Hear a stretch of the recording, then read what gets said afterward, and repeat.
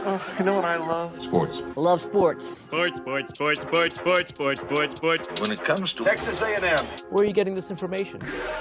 Let me tell you. Welcome to TexAgs.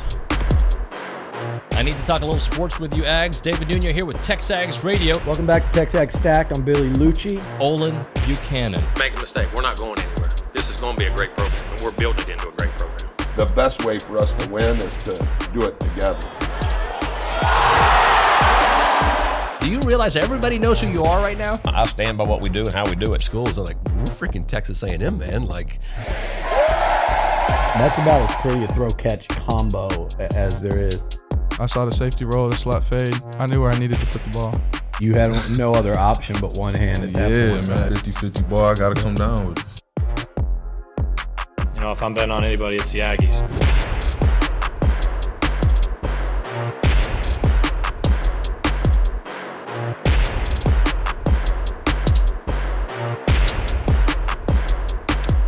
Just so how important is a good run defense in today's college football? We're going to talk about that. Welcome into TexAgs Radio, presented by David Gardner's Jewelers here in the Rollo Insurance Studio. So I want to start things off, albeit we'll get to that topic here in a moment. But Kennedy Cavan has called me out, and I want to allow her the opportunity to say her piece before I respond, because I do have a reason. But Miss Cavan, you were saying as you walked into the studio this morning. Yeah, so David loves to call me out, and it's been noticed by several people. Loves to call me out whenever I come in and my good morning isn't at a certain octave. And so I walked in this morning and I was like, "Good morning, guys." And David goes, "Morning," and like glances up, and I'm like, I'm gonna call him out. So that's what's happening right here. David, what's going on? Why are you so like solemn today? Obi, did you notice that as well? A little solemn Nuño? I really wasn't. I have to admit, I wasn't. You're really a guy. paying You don't pay attention. attention to that kind of stuff. It's weird. Like, to be Yeah. honest, Octaves that don't really register with me. The truth of the matter is, I have a reason behind it, Miss Cavan. No, my puppy didn't get lost. Nothing like that.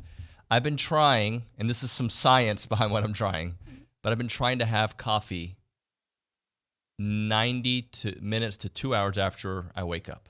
Okay? I've been trying to do that because it helps many things, regulate things. Oh. Okay. So you let Bronny talk you into that, No, it wasn't David? Bronny. No, this has been right. Bronny brought it up the other day, but no, this has been something I've been trying for a couple months on and off, and I don't feel like it works. And then my wife again brought it up. Do you weigh how much coffee you're going to have and then factor in You don't want to go over 250 milligrams a day, OB.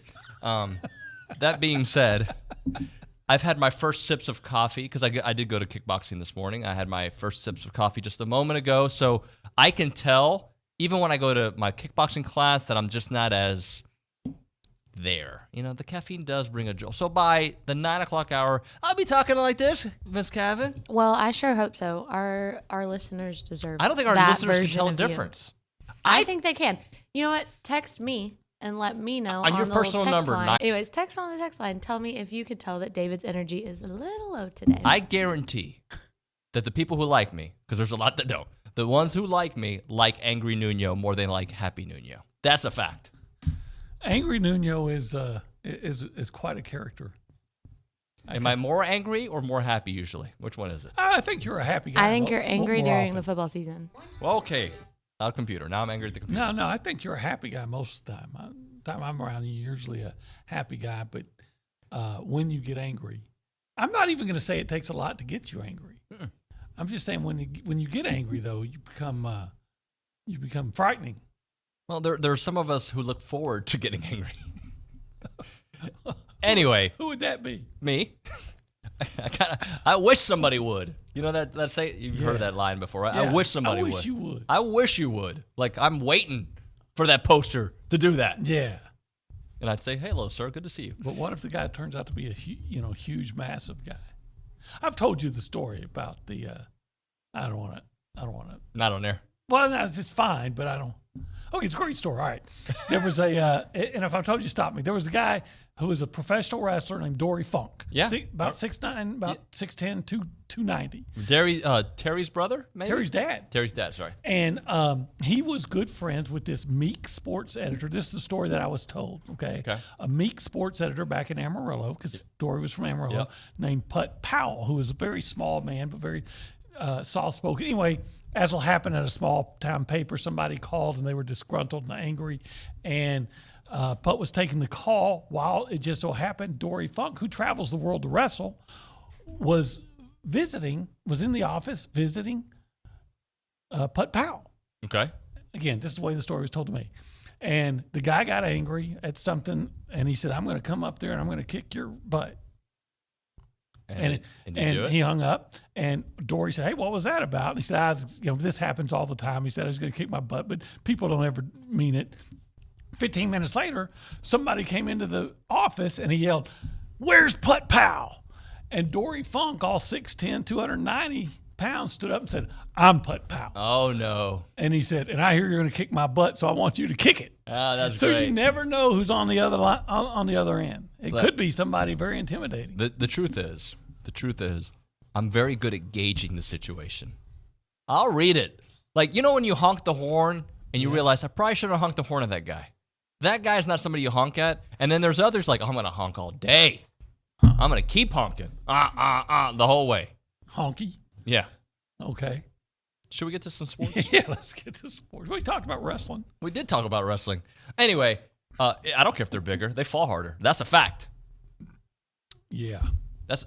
If they don't know what's coming, they're falling, bro. And then they're going to get in side control, and it's a wrap. I told Billy that the other day. Don't come.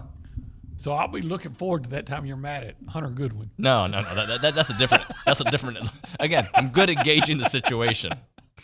Like, I see Richard Zane. I got this. I see Nick. Maybe not. Yeah, I probably got it. I see Kevin. No chance I got that one. No. Anyway. Should talk you to death. That was not me. That was him. That was rude, first of all. That was hilarious. That was rude. We need more of that. Anyway, OB, do you think in today's college football, having a strong run defense is needed? Yes. How? Okay, because Georgia's had a strong run defense the last few years, but I was looking at some of these numbers, guys, and here's 2022 teams that were really good at stopping the run. Georgia, number 1. Okay. James Madison, are they good? I think they're good for them. Yeah. Air Force?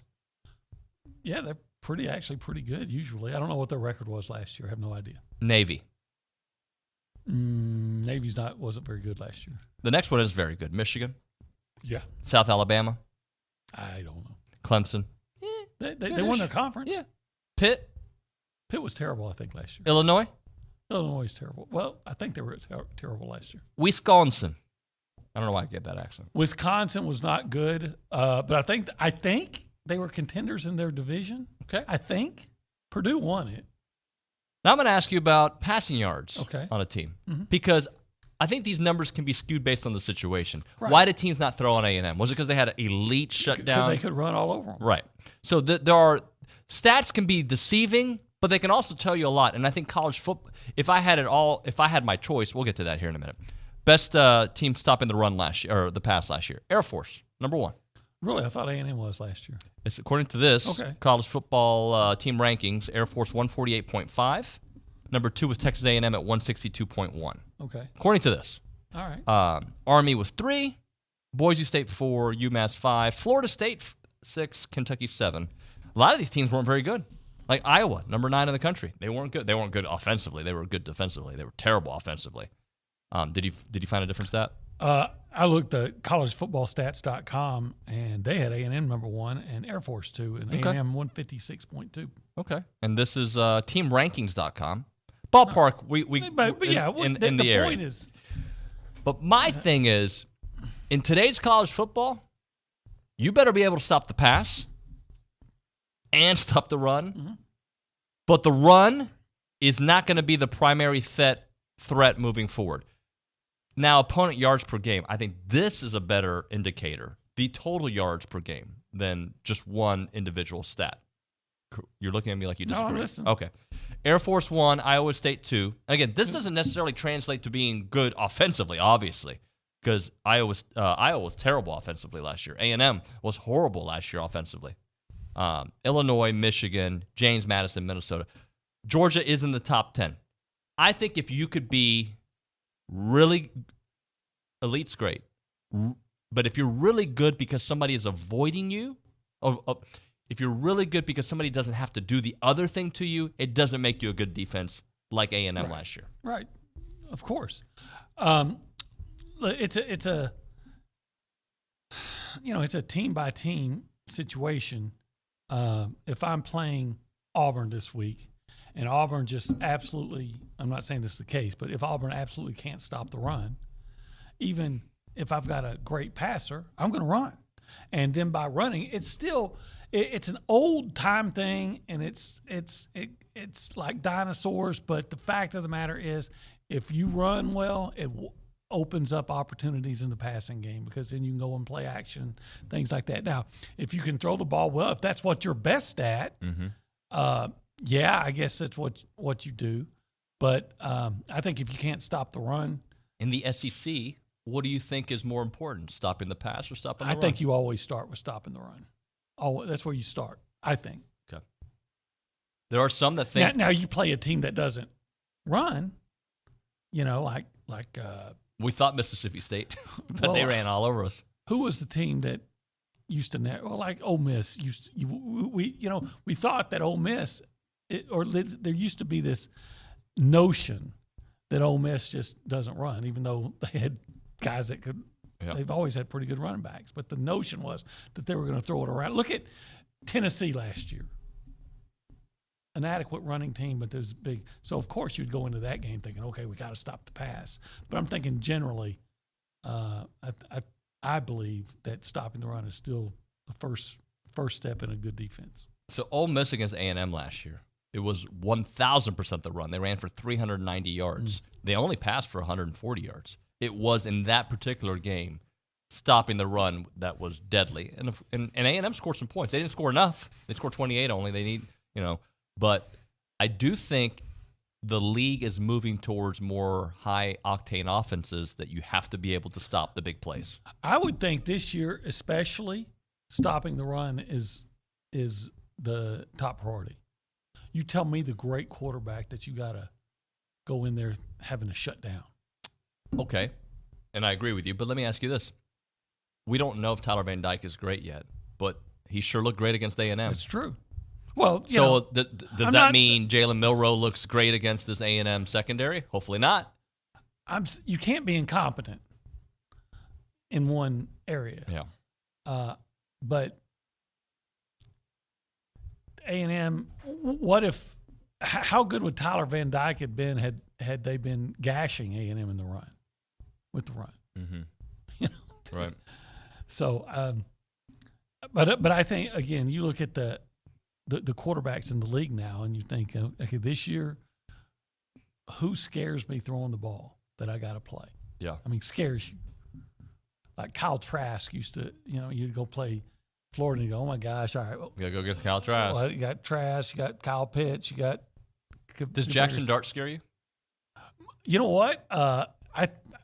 Scared, no. Respect, absolutely. And part of the reason he scares me is his or respect him is his ability to run. So you have to spy him, which A&M didn't do last year. Will Rogers scare you? Not anymore. KJ?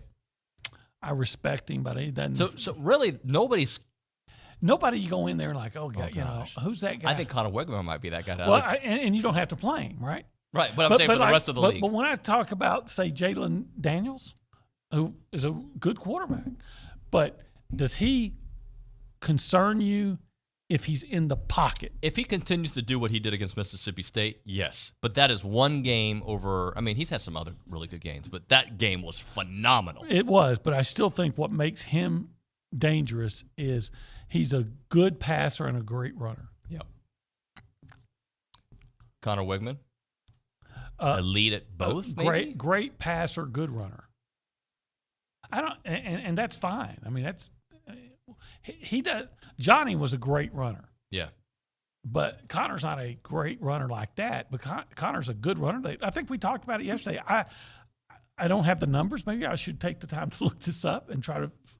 But in his career, when he runs, I bet 80% of the time it results in either a touchdown or a first down, and maybe more than that. We have to look this up. He's a very effective runner. If you want to talk to us this morning, you can do that. I'm seeing a lot of people enjoy Angry Nuño. I was surprised by. I mean, I kind of knew it, but I'm surprised at the support. You're like the Angry Elephant, which we're going to be at on Friday. Friday live show. SEC shorts. Maybe you ought to get a trunk and. No. I don't hide in this face. Let's be honest. Let's say hi to the people. You kind of got one anyway. I do. Thanks. That's coming from me. Just wait, little buddy. All right. Who did we say you looked like yesterday? The guy from the bowling movie. What's it called? Bill Murray and Kingpin. With my hair going every which way at the end. It looks like cotton candy. All right, Kingpin. Big Ern McCracken. Nick Savage, good morning, little buddy. Sorry. Hi, good morning, y'all. Good morning, my friend. Thank you. Yeah, I like that better. What do you got in the solo cup, David? A little. Didn't know it was party time. A little it's wine. A mixed drink. It's a mixed drink. Yeah, right it on. is. Two parts hydrogen, 1 part oxygen. Water. We don't have any water bottles up there. Oh, so I had to go do the old-fashioned way. Nice. I like it. Well, hey, just looking at this week's slate of games. I mean, last week it wasn't awful, but good games. Yeah, I mean, there's 6 ranked, unranked matchups, and even some of the games that have a ranked team facing an unranked opponent are good, like Florida State, Clemson. Yeah. That's really appealing. There's another one mixed in there. I don't know about this one for y'all, but Texas, Baylor, obviously, because it's just kind of regional interest there. But, I mean, a lot of really good games, and like even Ohio State, Notre Dame, that's a top 10 matchup right there. So happy to see that in only week 4. I feel like we only get that many ranked games on like conference championship week. Yeah, no, we're pumped about it. In fact, in the next segment, OB is going to give us his games to watch. Ohio State, Notre Dame, and Florida State, Clemson. What else am I thinking? Texas, Baylor. No. Well, we'll talk about it in the next segment. Yeah. Let's go to the Angry Elephant News and Social Center, where we find the very happy Kennedy Kevin. Hey guys, I'm back. Hey, buddy. Oh wait, my hair. Oh yeah. Sorry. Yeah, had to go to the beauty shop really fast. What? Olin, we have somebody, an unnamed texter, saying you are not allowed to wear that shirt anymore. It looks like a kaleidoscope on the screen. Okay. You're tripping people out. I'm looking at it. It does look kind of crazy. Yeah, because I saw the text pop up and I looked and I was like, oh god. It's just some stripes. Right? I think every time you wear it, people have a comment. Either they think it's LSU. Well, I mean, it's purple. Can I only wear maroon? Maroon is the only color allowed. I learned on my first day on the air. I had a Batman cup. You remember this story? Uh-huh. And somebody texted the show upset. Real good look, Nuño. You don't have a A&M cup? Like, oh, man. I like different colors. Miss Kevin? Well, that was, I mean, other than David kind of already went through those other text messages of people enjoying an angry Nuño. I think you do too, unless it's directed at you. I like everybody to be happy and joyful. Have I ever directed anger towards you? You have never directed anger towards me. I have seen you direct anger towards others. Others, plural? More than one? Yeah. Really? We gotta talk. I don't think I get that mad here. At texters that are rude. Yeah, that's fun. That's a character. Yeah. I'm not really that mad. And then Jamie, I know you responded on the text line, but Jamie in College Station said, I've tried delaying caffeine intake and I swear it doesn't work. I say, enjoy your coffee when you enjoy it. And I agree with Jamie. So the whole theory behind it is if you get a crash in the afternoon, is it called adenosine that spikes? And then once you start your coffee, see, science. You start your coffee, you start the clock on that. And then if you spike at 6 o'clock in the afternoon, if that's when you get that, nap feel, it's because that clock started early. So if you delay that, you can try to time it to when it's time to go to bed. You get that, you're ready to go to bed.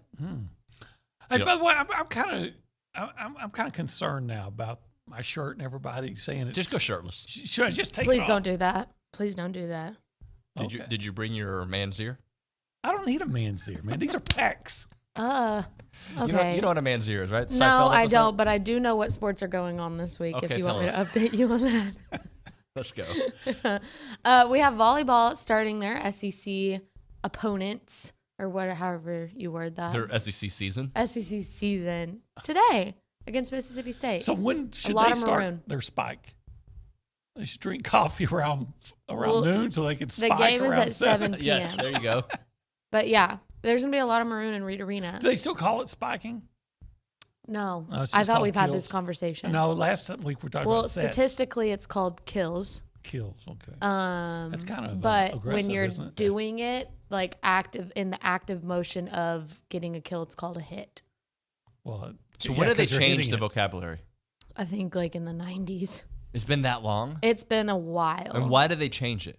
Did they just because it's just not correct. But and it sounds silly. But like it'd be like all of a sudden they say, you know what? We're not calling it a stolen base. We're taking it a taken base. Well, because bump set spike is just weird. No, it is sounds pass exactly. and I've seen a shirts set about it. and like a volleyball. kill. I'm going to talk to Jamie Morrison about this. Okay, My talk good to him friend. because he's going to agree with me. He may agree with you, but he'll at least give me the origin. He'll give me the Wikipedia. You're just like, no. Well, that's just a personal opinion. Okay. As a, long-time volleyball player. I'm just kidding. We've gone super long. Yeah, okay, sorry. But yeah, we have tennis, women's tennis, and then we have soccer at Mississippi State on Thursday, and then men's tennis starts on Friday, and we got football versus Auburn this weekend across the road. Yep. All right, let's hit a break here. Thank you very much, James Ellis. I see your comment. I think it's funny. I'm moving on. Fargo's time. If I don't have caffeine in the morning, I'm trying to find a good segue. This is a bad one, and I just want to have a little pick-me-up. How would you help me get a pick-me-up? I'd pick you up in my truck and drive you over to Fargo's. And what food would make me happy? Well, all of it, but it depends on the day. Like today is Wednesday, so maybe you would like a chopped beef on a baked potato? Oh would that make you happy? I think it would. Because they could probably even measure how much beef they're going to put on there.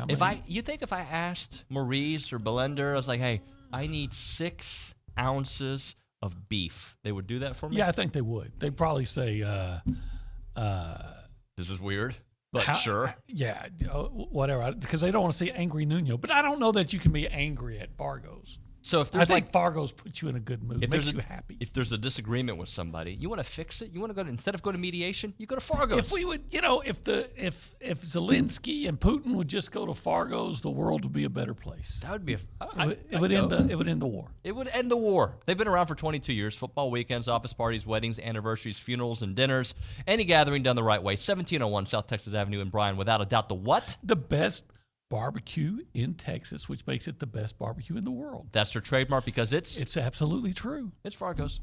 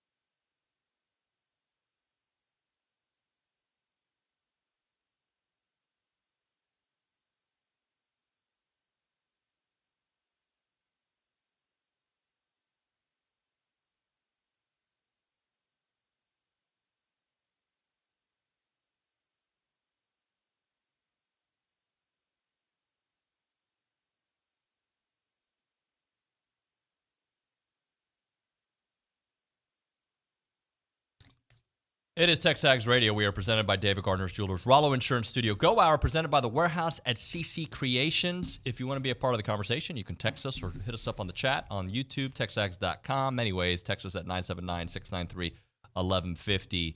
Kennedy Cavan is at the Angry Elephant News and Social Center. We'll be doing our show from there on Friday at the one in South College Station.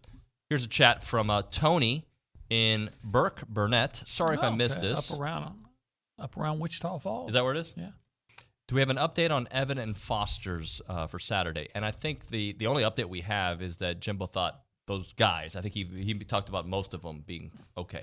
Yeah, he really didn't give any information. He just said, we'll see how it goes. Yeah. So there is no real update. We will certainly keep up with Billy and see if he gets any. That might be gamesmanship. It might be that they really don't know, but it might be, this is a conference game. Keep them guessing. I want to talk to a coach about that sometime off the record. Like, does gamesmanship really work? Like, they said at the press conference that Evan Stewart may not play. Oh my God, we got to throw away our game plan. Does it really work? No. Anyway. But they do it anyway. Two things can be true, OB. Yes. What Deion Sanders is doing with Colorado is awesome, and it's cool to watch. Mm-hmm. It is also, the hype train is ridiculous and out of control. Mm-hmm. And this is not a fair example or even a common example, but I guess it's kind of like, remember Sam Pittman had that great year, was it year 2 or year 1 that he had? It was great? year 2. Year 2. It was great. I mean, great-ish, whatever. I mean, he was impressive in year 1. But really good year 2, right? Because they went from winning 2 games to winning like 7. And then they went to 9. Then they went to 9. Okay. You remember everybody, including our buddy SEC Mike, was saying, this guy is the best coach, better than Jimbo, and yada, yada, yada. And he's good. He's good. But people sometimes take a couple of wins and make it like, look at what he's doing. Deion Sanders, what he's doing in Colorado is incredible, and he deserves a lot of the props that he's getting. They've already tripled last year's win total. No doubt. He's on fire. But this talk about him being I don't know. Being a really good coach takes years. It's not a 1 or 2 season thing. I think if Deion Sanders is serious about being a college football coach, I mean, this is what he wants to do for the rest of his career, right? Until he retires. If he's really serious about it, I think he can be wildly successful if he will follow the model, the Ed Orgeron model, and what he appears to be doing. Get me 2 really good coordinators, offensive, defensive coordinators. Let them do their work, and I'll kind of hey, I want you to go fast here. I want you to go slow, do that kind of thing. And then be Deion and recruit like crazy and bring attention to the program. And I think if that's what he'll do, he'll be wildly successful because kids want to, he relates to kids. Look, if you're getting big time guys to go to Boulder after 1-11, what are you going to do when they're recruiting off an 8-4 and a 7-win improvement?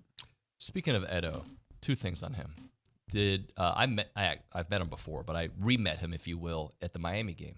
You remember when I went to go take a personal phone call, talking soccer with the family, and I walked out, and there was a little hallway. He came up with his girlfriend or somebody, and he came up and, hey, he spoke to me for like I didn't even address him. He came to me and was so nice. I think he's a nice guy. He was I wanted to be his friend. He's a fun guy. Hey man, how you doing? I know that didn't sound He came into the office at. Was that more Cookie Monster or Edo? If I'm doing Edo, I don't even think you just do the Colonel Reb is crying thing. Yeah. Brett Schaefer. Well, have you seen the commercial he's in right now? I have not. Oh my gosh, it is fantastic. I won't even I can't even give it justice. You'll find it on social media. He is basically in charge of taking over this company as their CEO or whatever, and he's doing the Go Tiger thing, but with them and high-fiving people in meetings. It's great. He didn't rip off his shirt. He didn't rip off his shirt, that's a big deal for him. But it's really, you got to check it out. I All right. will. So back to what we were saying. If Colorado beats Oregon, which I don't think they will. I don't either, but I think it's going to be a great game. The hype train will be ridiculous. If you think it's high now, it'll go to another level. Yeah, it absolutely will. And then he'll have USC the next week. I can't. No, sorry. If he wins the next 2 games, just make him coach of the year. Because even if he loses out, but I would. He's not winning the next two. I don't think he's winning the next two. There's a part of me that wants to see him win the next two. Again, I've always approached it as a curiosity. How's this going to work? But now I'm starting to think, it could absolutely work if this is truly what he wants to do. Look, what does he need to be good at? And you touched on having the right coordinators. Do kids want to come play for him? Does he inspire you? So far, the answer is yes and yes, right? Like, does he make you want to be a better football player? Hopefully a better man as well. He seems to be preaching that stuff. Mm-hmm. Then why not? And again, he can relate to a lot of kids, and if they don't know him, mom and dad certainly do. Right. So, and here's the thing: great players sometimes don't make great coaches because their expectation level is on a different level of the way they attack their work. That's why people said Michael could have never been a good coach. What do you call it? Larry was a good coach, but Magic was a horrendous coach. There are those that say that.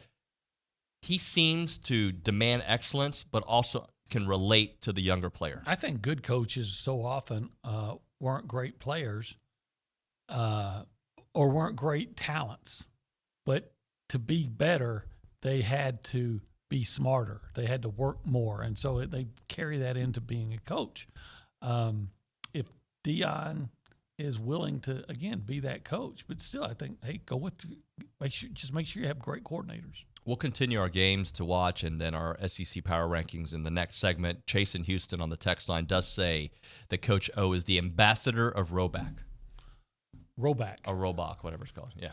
Can I ask y'all a quick question about Deion Sanders, just because I'm curious what y'all think? Yeah. So do y'all have a problem, when you think of Colorado now, you don't think of the university, you think of Deion Sanders. I feel like whenever that's mentioned, it's all about him. He takes all the attention. Do y'all have a problem with that? Or, nobody was thinking about Colorado before him, so no, I don't. Fair, but I feel like if he were to go somewhere else, that's the case as well. If you mention Clemson, you think Dabo? I think Dabo. If you mention Alabama, I guess that's fair. You meant, Nick Saban. Good point. Yeah. Colorado North Carolina basketball. You think Dean Smith? I think as long as you win, right? Yeah. It's about winning. And by the way, when you think of A&M, you do think of Jimbo. Good or bad? You do. Yeah, I think so. Yep. All right, let's hit a break. We'll come back with more of those. Right now, we're talking Charge apparel. Obi, you're wearing the purple shirt, and look, it's cool. I like it. I don't know if I'd wear that one, but I like the color scheme. It's not tight enough for you, huh? No, I need it to be a little bit more slightly tailored fit around the chest and the arms. And yeah. Did you just throw up? No, I made a throw up sound. You don't like the shirts to fit well? You don't like a tailored fit? Is that what you're trying to say to me? No comment. Okay. Oh, you like real baggy, and then I get it. Yeah, that's cool. Like they did in the 90s. Anyway, 12% of their total sales at the Charge Apparel, I think we were talking about the Charge Apparel, are donated to veteran nonprofit partners with a focus on mental health initiative. The clothes are awesome. If you haven't checked it out, go to the website. You'll see. I want to get the maroon polo. That's the new one they have out there. But they have several different tees and polos that you will love. And God, everybody is big fans of them. Now, you're talking about former athletes that are all up in. Cullen Glaspie is a big fan of what they're doing now. He just had a post with them. Go check them out. They were Aggie owned and operated. Class of 2014, two guys that met in the Parsons Mounted Cavalry. You've got Tucker, a member of E2, and Travis, Squadron 2. And remember, they may operate out of Austin, but they are College Station Aggies all the way through. Check them out, thechargeapparel.com, or find them on Instagram, The Charge Apparel, or on X, The Charge Brand.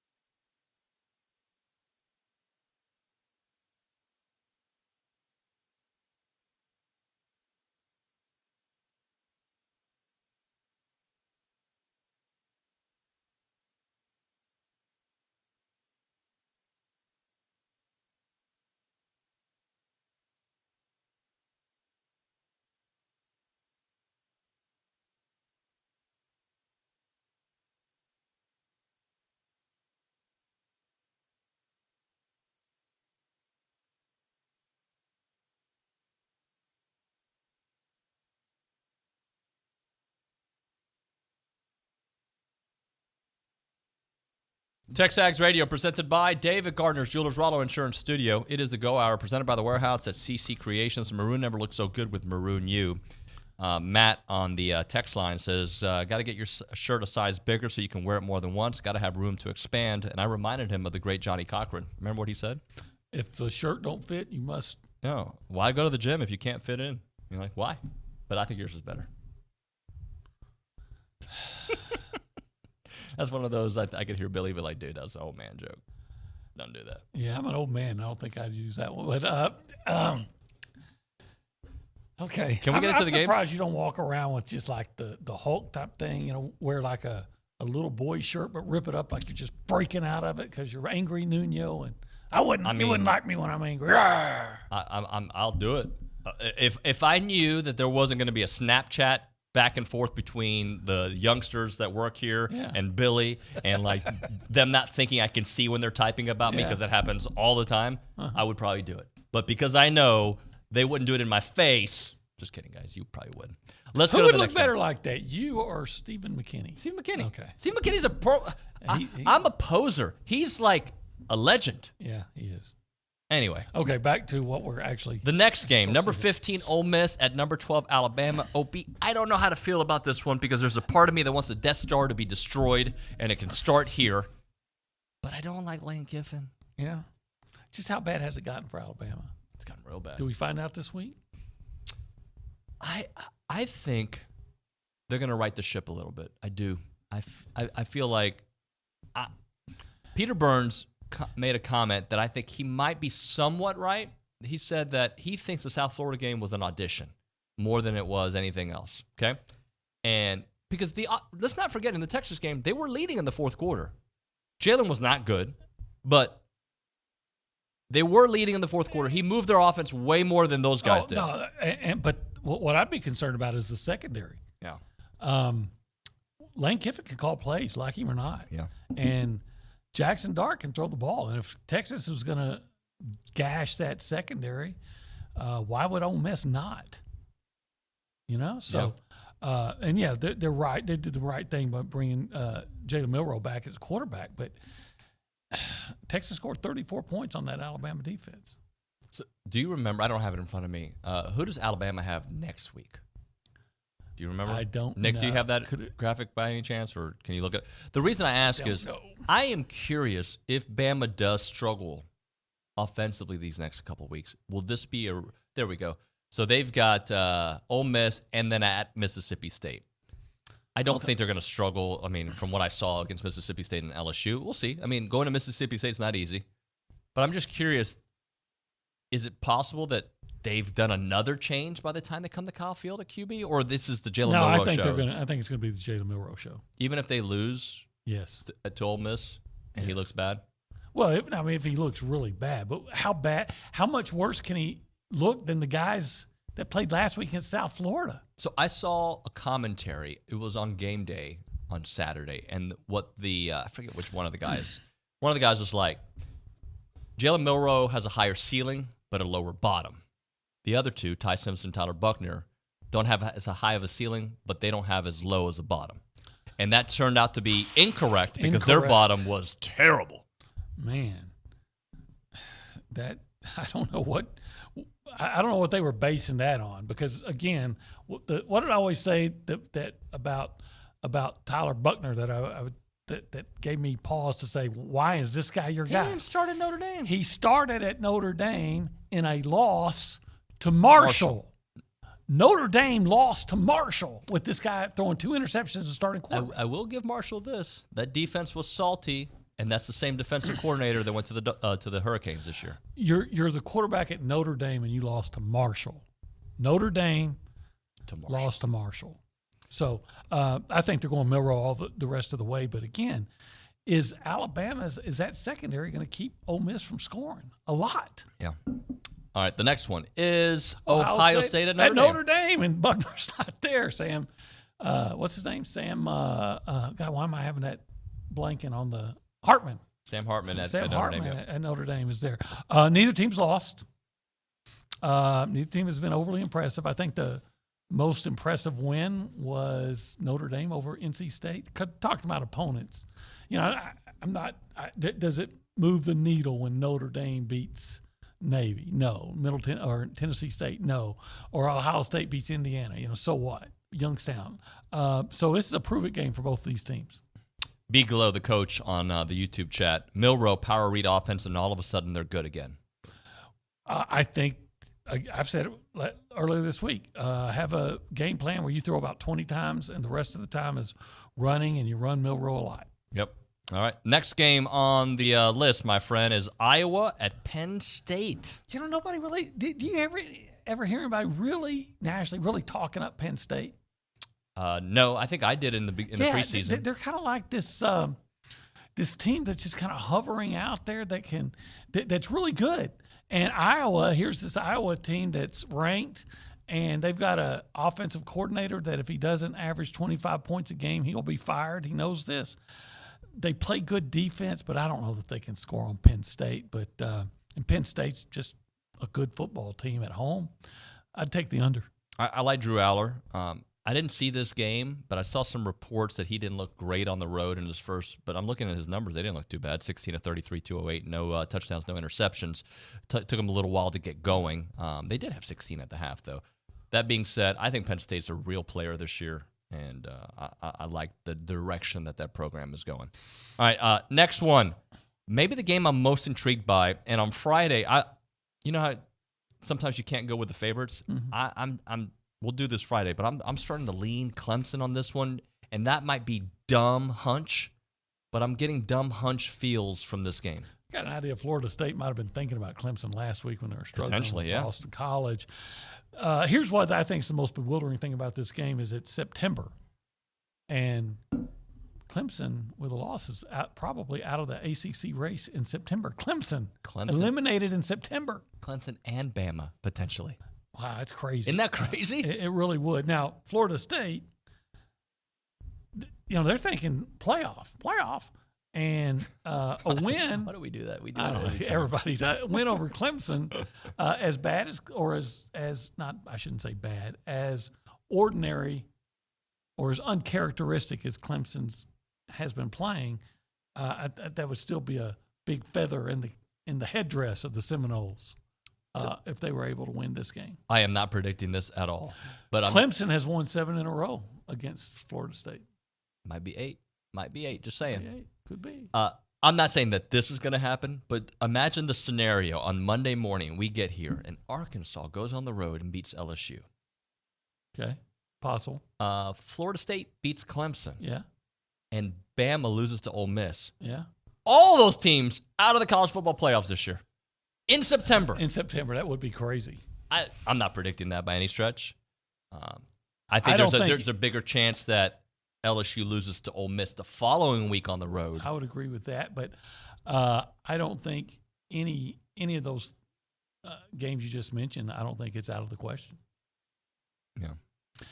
I heard Wally Hall, the venerable reporter from I guess it's called the Arkansas Democrat up in Little Rock on Feinbaum the other day, and he was saying that he thinks that they should bring back some of the plays that Kendall Briles was calling last year because KJ Jefferson was flourishing in that system, and now doesn't look as comfortable. Well, much like the way the Mississippi State coach Arnett might have made a big mistake by saying we're just going to junk everything about Mike Leach's offense when I have a senior quarterback in Will Rogers that had played in that so well in that system.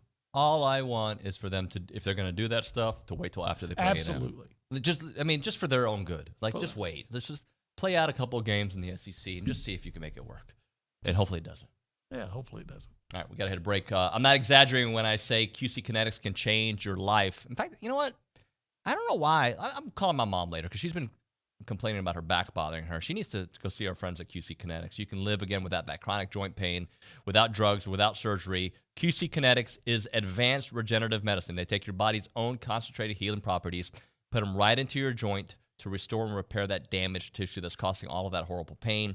The patient satisfaction reports are awesome. People are loving the results that they're getting because finally there's an alternative to the old ways of dealing with pain. So no surgery, no downtime. You go, you come out. It's that simple, and you're going to feel great quickly.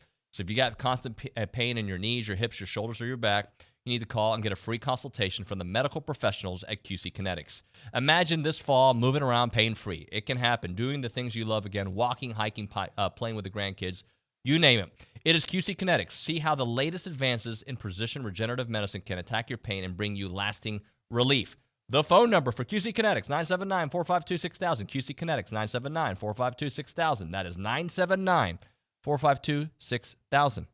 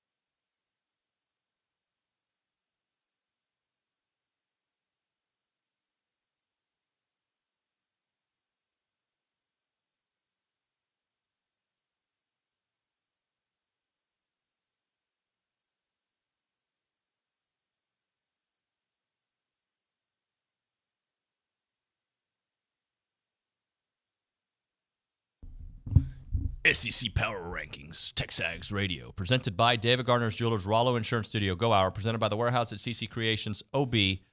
Let me hear your SEC Power Rankings. Okay, I can't believe that my own rankings, but you were doing it next to me, and you're like, oh my God. But I have a method behind this, so go ahead and call me out on how ridiculous they are, and then I'll try to explain. Okay. Number 1, Georgia. Okay, number 2, Missouri. Okay, that one 3-0 and just coming off a victory over number 15 Kansas State. Number 15 Kansas State. Yeah. Who has a better win than that? Nobody. Okay, number 3, I've got Ole Miss, undefeated. They beat a ranked opponent in Tulane. Number 4, I have LSU. So is it? Let me ask you this. And I don't even believe that myself.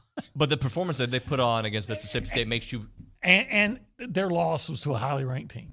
Yeah, maybe the best team in the country, potentially. And it was in a neutral site. As for Missouri, I don't think this is fair.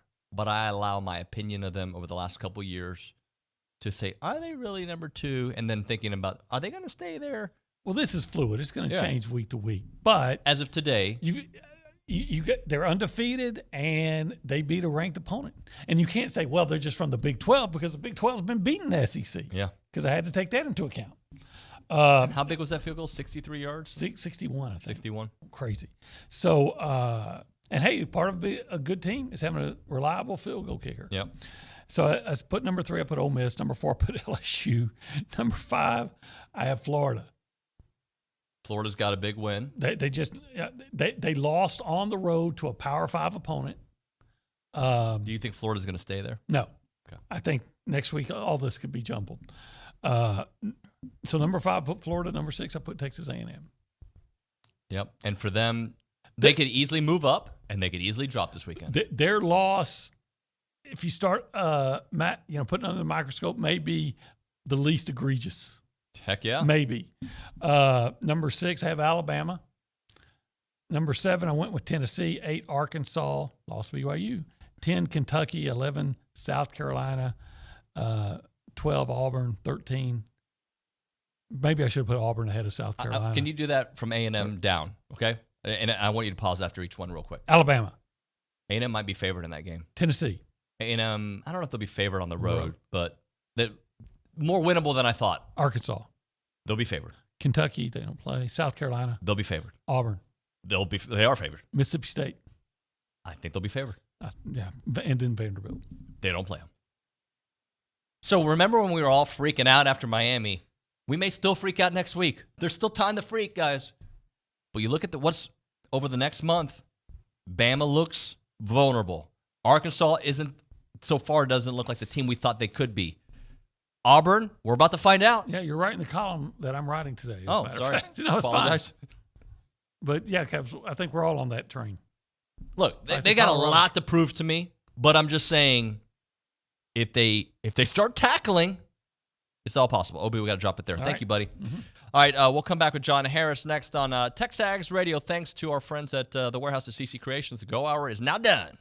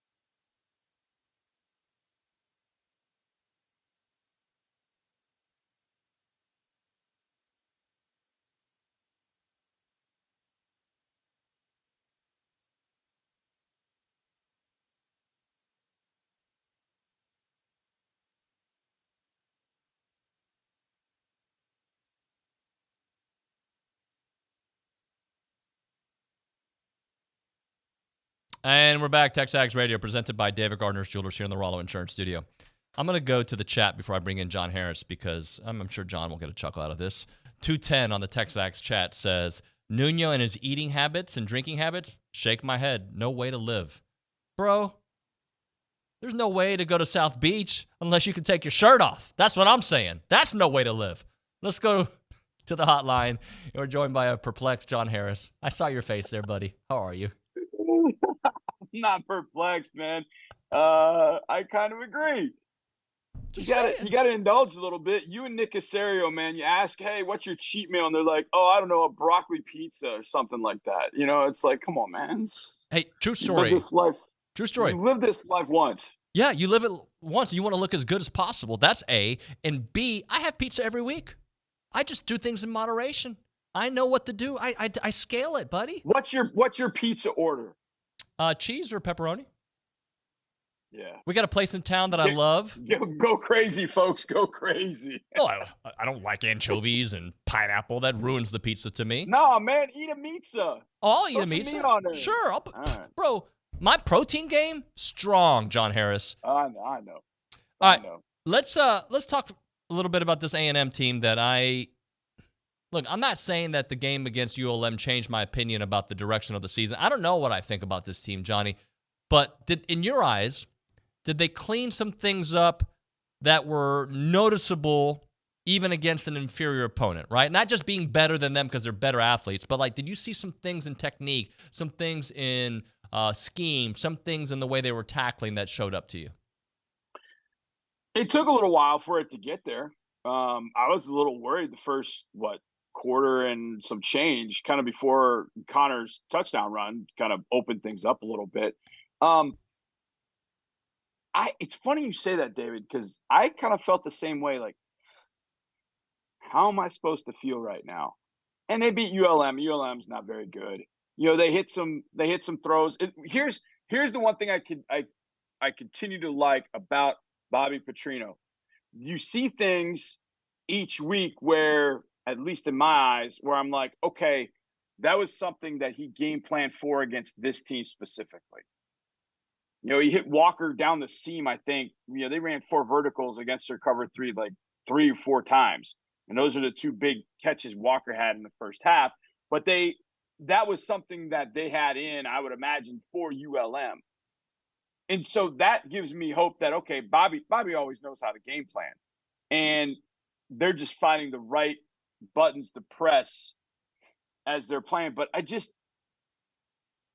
don't know. When you play an inferior opponent and you're a great team, it's let's step out of the locker room and let's go put our cleat on our face right now. And you kind of let ULM hang around in the first quarter-ish. And then eventually you did it. You got there. You're like, all right, now it's time. And then, Wigman has the touchdown run, and then you go down and score a couple more times before the half, and it goes from 10 to 3 to 24, 27 to 3, whatever it was at the end of the half. And now you're like, okay, now you're right where you want to be. But I don't know that I just felt like defensively they played a little bit harder. You know, they showed a little bit more their 3-3 stack than they did against Miami. And I don't know if that's what they're going to want to continue to go with the rest of the year. But I just would like to see them be a little bit more aggressive, especially if the tackling is going to be up to par. Now, I thought the tackling was a little bit better yesterday, but this is now Auburn. They got a few guys you got to try and tackle, and it's not easy. And I worry about that part of it. But I do think A&M playing at home feeds off the crowd. I think they got too much for Auburn to have to handle. But it's Hugh Freeze. Hugh Freeze is going to have those jokers ready, man. And that's where I think Auburn will start to turn the corner in due time. I just don't know if they're there yet. I don't know that they could score enough to put pressure on A&M. Now, if there's one team, though, that's going to be able to match up strength for strength, Auburn's secondary is very, very good. Very good. And I think that's going to be a fun matchup between their secondary and the A&M wide receivers. But I just don't know how they're going to get to Wigman if they're not blitzing. That's going to put them in man coverage. And I think Bobby Petrino can pick that apart eventually. But I'm like you, David. I was a little bit like, okay, I like it, I think. That was kind of my reaction to watching the game and seeing what they were doing. Johnny, explain to the casuals, and I'm one of them, the 3-3 stack. Well, you play with 3 down linemen, 3 linebackers, and you play with 5 defensive backs. And, you sound like, that's going to only put 6 in the box. But, there are ways that you can play that and play it, aggressively, down safeties, filling and fitting in the run fit, et cetera. But it's, West Virginia used to run that defense, back a ways, and they were always really good with it because they would have a linebacker safety hybrid that would be very disruptive. And then that guy was always kind of around the ball. And so it gave it kind of a 3-4 look at times, but they're playing kind of their safety, out of the fit. He's got to move himself into the fit, which is fine. If you got a front that can play it, it helps you with RPO packages. It helps you, with the short, quick passing game, and it can confuse the run blocking a bit because of where you eventually put that 7th guy into the run fit. So it's just a little different. I think more colleges, there are no NFL teams that run it, but for the most part, but they might do like a 4-2-5 because they want to have a 4-man surface. But it's okay if you got the dudes to run it because it can morph into an odd look. There's some things you can do with it. You can turn it into a mint front or a tight front. So there are a lot of different things you can do with it. And to me, I've always said, look, whatever scheme you play, if you do it with technique and you do it the way it's designed, there'll be a play or two that can beat it. But if you're sound in your run fits from whatever scheme, if you're sound in tackling, doesn't matter what you're running, just execute it. And they did execute it a little bit better than they did against ULM. Now, obviously, the test is a little bit different against Auburn and Peyton Thorne, who's got some experience. But I do think it can be multiple. It can take some things away from an offense like I think it did against ULM from the second quarter on. Johnny, what about the fact that I think you phrased it that you don't think Auburn's going to blitz as much? Why wouldn't they blitz as much, knowing that's the playbook that Miami put and was really hard for A&M? No, if I said that, I'm sorry. I don't. I'm just with that secondary. I do think they may blitz. Okay. Because they can play man coverage. But I hope I didn't. I hope I didn't say. Maybe I heard you wrong. I'm sorry. No, I might have said it wrong. Who knows? Trust me. By the time I get to Wednesday, oh boy. I do think that there's a football. What do they say? The best coaches are the best thieves, or the best best renters. They'll see a team do it and go, ooh, I like that. Let's do that. And I think Auburn has got the athletes back there to do it, but you got to make them pay for that. If they are going to blitz, and you could tell ULM was trying to do some of that because Miami did it. Until you burn them repeatedly and they come over the sideline like, no more blitzing. We're done. We just can't cover in the back end. Then you'll have them. But I do think that Auburn will bring I just don't think they're great up front, which exacerbates the issue, which I do think they'll end up bringing some blitz pressure because they do trust DJ James, Jalen Simpson in the back end to be able to cover man-to-man, whether it's play cover 0 or whether it's play cover 1 or match or whatever they want to play. I do think that they'll end up getting some blitz. I just don't know that Auburn's front four as it is can get the pressure on Wigman without having to bring extra pressure. But they can do it because of that secondary. So you mentioned the secondary being really good. All right. But if everyone's healthy for A&M, you got Noah back, you got Anias back, the emergence of Ja'Day Walker, Anias Smith, Moose Muhammad, if he starts getting some more looks, they go, man, one of those guys is going to be able to beat that third or fourth guy, right? Absolutely. Yeah, there's nothing more to say to that. Yeah, absolutely. I mean, if you're A&M, I would think you'd want to invite man coverage, to me. Now, there are some different ways where you can play match with robbers, where you can play cover 1, where you can use, a down safety to kind of rob the middle of the field and, take away some of those routes that you might want to run against man coverage. But my guess is that Auburn will try and disrupt the timing as much as possible, play more, press and try and keep, those receivers from trying to get in open areas really quickly. But you're right. You should invite man-to-man coverage with all of those receivers. You should try and invite that man coverage. But I would imagine Auburn's going to take its chances because they believe in that secondary, and they believe that's probably the best way to go get some pressure. Talking to John Harris here, footballtakeover.com, Houston Texans sideline reporter. Johnny, let's spend a little bit of time on Connor. And look, I feel like it's rinse and repeat when I talk about this guy because each week I see another light pop on. And when I'm thinking of SEC quarterbacks, man, like where would you put him right now? Like, I mean, you can make an argument for Jackson Dart. You can make an argument for a couple guys, but Connor's right up there, right? Absolutely. Just off the top of my head. Wow. Jane Daniels, I'm trying to think if there's anybody I'm missing so I don't make this blasphemous statement, but Jane Daniels is light years ahead of everybody right now. He's been fantastic. I mean, he was great against Mississippi State. And he's number one. Beyond that, Carson Beck looks okay with Georgia. I liked what I saw from him against South Carolina. Spencer Rattler, he hung in there against Georgia. But Connor's right up there. There's no question. I don't know how you would kind of split hairs beyond, but I think to me, and this is the weird thing, David, is I feel like I learned more about Connor in that Miami game than I learned and maybe it's the level of competition, but they're getting kicked in the teeth in that game, and he threw a pick that wasn't his fault, and then the one to Anias where Anias slips and falls down. That I didn't, he gets an interception for it, but that really wasn't his fault. Now the other one was, but he kept slinging. I think there was a lot to learn about Connor in that game against Miami, and he just gets better and better. And look, a touchdown run was pretty interesting. I think we all know he can move. He's athletic enough to move. It's not really a part of their offense where it's going to be a bunch of coordinated called quarterback runs, but the fact that he can get out of there if you are playing man coverage, and this is something that, watching Drake May last year at North Carolina, it was almost like he had an automatic when they got man coverage and everybody's got their back turned to the to the quarterback. He would just turn it into an automatic quarterback draw because they all got their backs to him. And so I don't think that's what A&M will do, but I do think if Connor sees man coverage and he moves up in the pocket and it kind of opens up, go steal 7 yards, scramble, slide down, make it 2nd and 3. There's some things that I think Connor can do with his legs that end up helping this offense.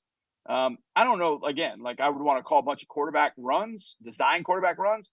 But, look, if they crash on his own read, he pulls them for 10 yards. If they run man coverage, cover zero, and, everything gets picked up and a seam opens in the middle like it can, take off. Go get 10 to 12 yards with their back to you. I think that Connor can turn this game with one of his scrambles or runs as he did against ULM. Look, like I said, I don't want him to do it 100% of the time. I don't want him to turn into, Lamar Jackson or even Josh Allen. But there's selected times where him running the football ends up being a really nice weapon for the A&M offense. Talking to John Harris here on TexAgs Radio. John, just where do you think Auburn is vulnerable? Maybe find a defensive spot and an offensive spot. I just don't think they can score, David. I don't think, in all honesty, I don't think they can score. I'm not totally confident in really any of their skill players. I like Hunter, but I do think he's really the only guy that scares me on Auburn's offense. I do think Peyton Thorne's got some experience, so he's been through the fire. He's played some big games. I don't think he's ever been in an environment like A&M. I know he's played at some places in the Big Ten, but I think that A&M crowd on Saturday should be juiced up and ready to go. But it's not an offense that can score a ton. And I don't think it's an offense really that should be able to move the ball effectively, because I don't love Auburn's weapons. Now, defensively, I think it's kind of what they've always been. They've always had a lot of dudes on defense that can run, hit. And I see that. I think the defense, especially in the secondary, they've got some of those guys. I just don't think offensively they can score. And if you can put pressure, go up 10-0 early, and now they got to chase, and Thorne's got to throw, I think that plays right into A&M's hands. But this is one of those games where if they get up 10-0, they got to make a statement. They got to put the foot right on Auburn's helmet and make it hurt. Like I said, I just don't think Auburn can score, and that's if they're scoring early, I'd be worried because I just don't think that's an offense that really scares me. A&M can win a shootout, but they just can't. They've got to just play solid defensively. They don't have to do anything spectacular, just solid. Make the tackles, fill your gaps, put a little pressure on Thorne, get a turnover early, and then I don't think Auburn can win by chasing. Johnny, let's close out with Texans. I didn't get to watch much of the game because I was doing interviews, but I see these offensive numbers, and I figured the defense was going to be really good. Offense had some numbers, even though everybody's decimated on that O-line. Tell me your take from what you saw from CJ this past weekend. Well, I'll take it back 2 weeks. The first week, I felt like I was watching the 2022 offense again and just shaking my head. But I'm like, oh, man, the defense. Week 2, I go in, and it's like I feel like I'm watching the 2020, 2021, 2022 defense again. But now I'm watching this high-flying offense. Like, man, what's going on? Like, I would like to watch this team play 2023 Texans football. Now, some of that has to do with injuries. They're missing a number of key guys. I mean, if you made a list of the top 10 players, they're probably missing 5 of them right now. So that's not helping. But the progress of 7, C.J. Stroud is throwing the ball. Nico Collins is kind of taking his game to a different level. Robert Woods is everything you want, and Tank Dell has been dynamic. But the defense, if you put on that tape yesterday, or you put on that tape from Sunday, and you watched it after you watched the 2022 defense, you would go, oh, that's the 2022 season. Because it looked like the exact same. Guys out of the gaps, not tackling, totally undisciplined. I hate watching that football. I've watched that defensive football for 3 years. I'm tired of watching it. But I like watching C.J. Stroud throw it around. Problem is now you go to Jacksonville, and now you got to try and tackle Travis Etienne, Tank Bigsby, and slow down Trevor Lawrence with Calvin Ridley. The 2022 defense shows up, we're going to go down there and get the absolute you-know-what beat out of us. But if the 2023 defense shows up, has our safeties back, we can hang in that game now, because if the 2023 offense shows up, we got a chance to move the ball. But we haven't seen that for the first 2 games. So frustrating existence right now, trying to get this team to play at a consistent level. But, injuries have been a factor, but, not going to make an excuse. Still got kicked in the teeth at home, and that's inexcusable. So that's got to change this Sunday. Johnny, I appreciate it. Make sure everybody checks out footballtakeover.com and Johnny on the sidelines. Thanks, man. Talk to you next week. Appreciate you, man. Appreciate you. Thank you, buddy. All right, man. Remember, no pineapple on your pizza. All right, we're going to hit a break here. When we come back, Coach G will be here in studio. I want you guys to join our friends at Milliken Reserve Conservancy for this year's Pumpkin Palooza. A cool fall breeze, the smell of delicious local eats, and, of course, flying pumpkins will fill the festival air. This year's festivities will take place over one weekend, Saturday, October 14th and 15th.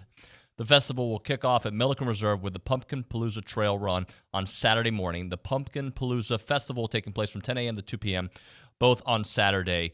You want to check it out. The festival is going to be awesome. There'll be like pumpkin chunking, the Great Pumpkin Games, the Palooza Pumpkin Patch, the hay rides. You can check it out. Check out the website, pumpkinpaloozabcs.com, for details and tickets. The trail run is that morning of October 14th at 7 a.m. Remember to visit pumpkinpaloozabcs.com to learn more and purchase your tickets. And by the way, I highly recommend you jump on this quickly. So if you go, you can get a 5% discount if you put in the code PUMPKIN through September 23rd. All those who do that will get 5% off on their tickets. We recommend getting your tickets online soon and avoid the long lines and, of course, the best prices out there. So check it out. Jump all over it, pumpkinpaloozabcs.com.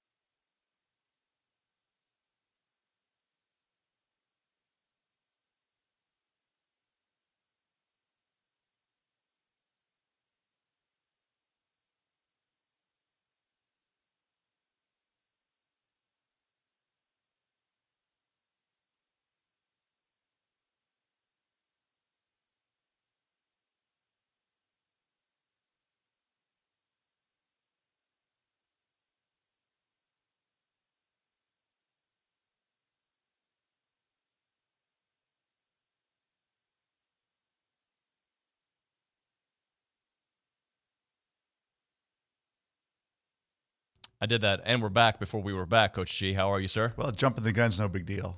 You're offside. A little offsides. By the way, I really enjoy games where I see 10 goals. I'm just going to like, if I had a choice, I'll take a 10-goal game. What a great performance. And I want to clarify it by this. I thought TSU, Texas Southern, played really hard, and that score wasn't indicative of the skill level that they had. I just think your team was on.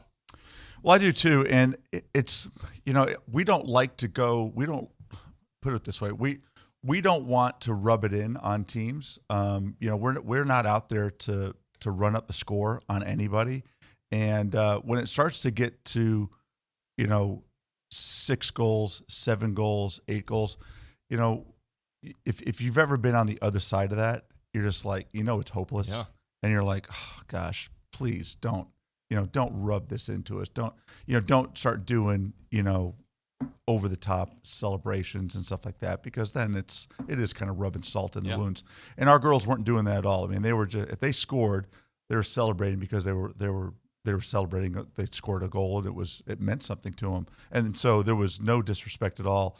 And so there's kind of an old kind of rule that you don't go into double digits, but at the same time, there's also a rule that you don't fiddle around with people and start, playing 2-touch or, playing keep away, because that's kind of like playing cat games, cat and mouse almost games. More mean.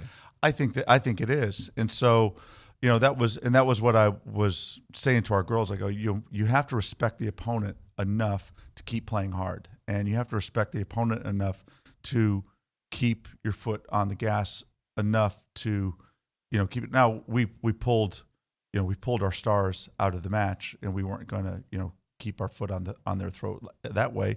But I owe it to my players who haven't played that much during the season, who worked their tails off in training all the time.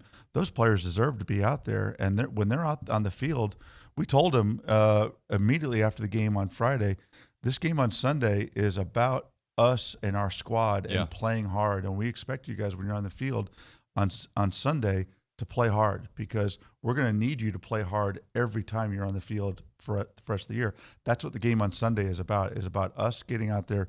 It's our last chance in a non-SEC game to get out there and do something and to show and to play.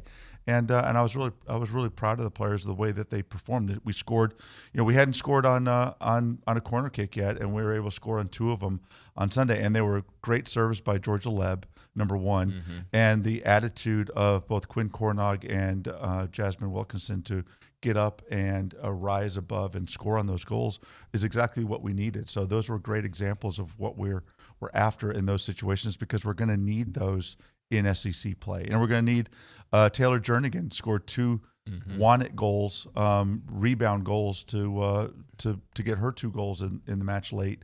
And those are, again, great examples of what we want to score with. But Miley Hayes scored a great goal in the run of play. So did Mia Pante. Mia Pante's first goal of the season. Those are all important factors that came from terrific build-up throughout the game. And TSU did play hard. They've got good athletes on the field. It took good goals for us to get it done. So, again, you have to respect your opponent, and I thought we did. I said this on the broadcast, and I've told you before. If you want to learn how to play soccer, you watch Miley Hayes, because it's what she does when she doesn't have the ball that I really like. The effort, how hard she runs after every play. I mean, she gets hit on every play. I just think she is what you want to watch if you're learning how to play the game. I agree. And, even the game on Friday where she was taken down in the box and the referee didn't give her a call for whatever reason, she didn't, and the team didn't, even though she was taken down, both feet taken out from under her, penalty wasn't called, and then kind of soft penalty was given against us, and we go down 1-0. Really proud of the way that the team, they didn't hang their head like, okay, this is completely unjust, and they didn't like, woe is me. What was the response? They come back, they pick themselves up off the mat. Kate Colvin, it was like bang, bang, ball goes down. Sammy Smith turns the corner, hits a ball across, about a 40-yard cross, and Kate Colvin, who's, not a big structural, giant, she rises above, heads it, bloody nose when she hits the back of the girl's head on her follow through, scores in the upper corner, and that's the response you want to see, because she was the one who was called for the penalty. Right. Again, questionable, and that's the response you want to see. And then in the end, we're the ones who are chasing the game at the end. We kind of run out of time, or maybe we don't get a tie on Friday night. So I'm pleased with just the fight in this team. I'm pleased with the way that they get out there and really chase every minute of every game. And they've had some, we've had some stuff like that where we don't get this call, and then that one goes against us. You're like scratch your head like, what, whatever. Right. So, my demeanor is changing as far as I'm not sitting on the sideline anymore, Mr. Nice Guy. You're not going to see that. The referees are going to hear from it as the season goes on. Good. I know that you guys are already on the practice field and you're leaving here soon, so let me at least set it up like this. My daughter cannot wait for Sunday. You know why? Yeah. Taylor Swift night, right? So that's going on. But before that, Rhodey at Mississippi State, who's really good. Yes, Mississippi State, number 7 in the country, having a great season. Every one of their games, they're fighters. They are fighters, but they're also James Armstrong, their coach, has done a super job of creating a team that believes in themselves. They play. They've done tremendous in the transfer portal as far as bringing players into Starkville that have really kind of come together, believe in what they're doing. They score in really important times. They beat Auburn with a minute to go on Friday night, and that has now put them into first place in the West. In soccer, we do play for Western and Eastern championships. That determines the 1 and 2 seeds in the SEC tournament. So they are top in the division right now. So a huge game for us for RPI, for national seedings. Huge game for the Western standings. Huge game for the conference championship. That's Thursday, and then we turn around, come home on Sunday, and we play the team that is favored to win the league in Arkansas, defending. They've won a few championships recently. A very different type of team. They pride themselves on being bigger, faster, stronger than everyone else in the league. They're very direct in the way they play. They pride themselves on being kind of big and ugly, and come and see if you can play against us. And so these are challenges that we talk about. What's our mental toughness going to be like? Can we step up and play against teams that want to be like this, but still be the beautiful team that Texas A&M is? So in the trenches, and standing tall and playing the way that we want to play, and getting the goals and defending the way that we want to do. I thought that defensively we were really, really good on Friday night, and we get better and better and better at that. So it's a big weekend because both these teams are top 10 in the national RPI. So huge opportunity for us. We've had big opportunities so far that we haven't taken advantage of, and these are 2 great opportunities for us this week. All right, G, thank you so much. Good luck, and we'll be watching. So that game on Sunday, 6:00, and again, the whole Taylor Swift thing. Yeah. I know you're a big Swiftie as well. Huge. Probably. Yep. And so 500 T-shirts being handed out. They're pretty cool T-shirts and posters. So gates open at 5:00 for all you. I think they're giving out friendship bracelets and all that stuff. So come on out. And rumors are, I think they've invited Taylor to come and sing the national anthem. I don't know what the status is on that. There'll be a Taylor there, I'm sure. At least a couple Taylors will be there. You Yeah. can wear sequins if you want. My daughters both have already told me we're going to get there super early. I have to be there early anyway, so they're coming with me apparently. There you go. Thank Perfect. You. Thank you, G. When we come back, Jake Matthews next on TexAgs Radio.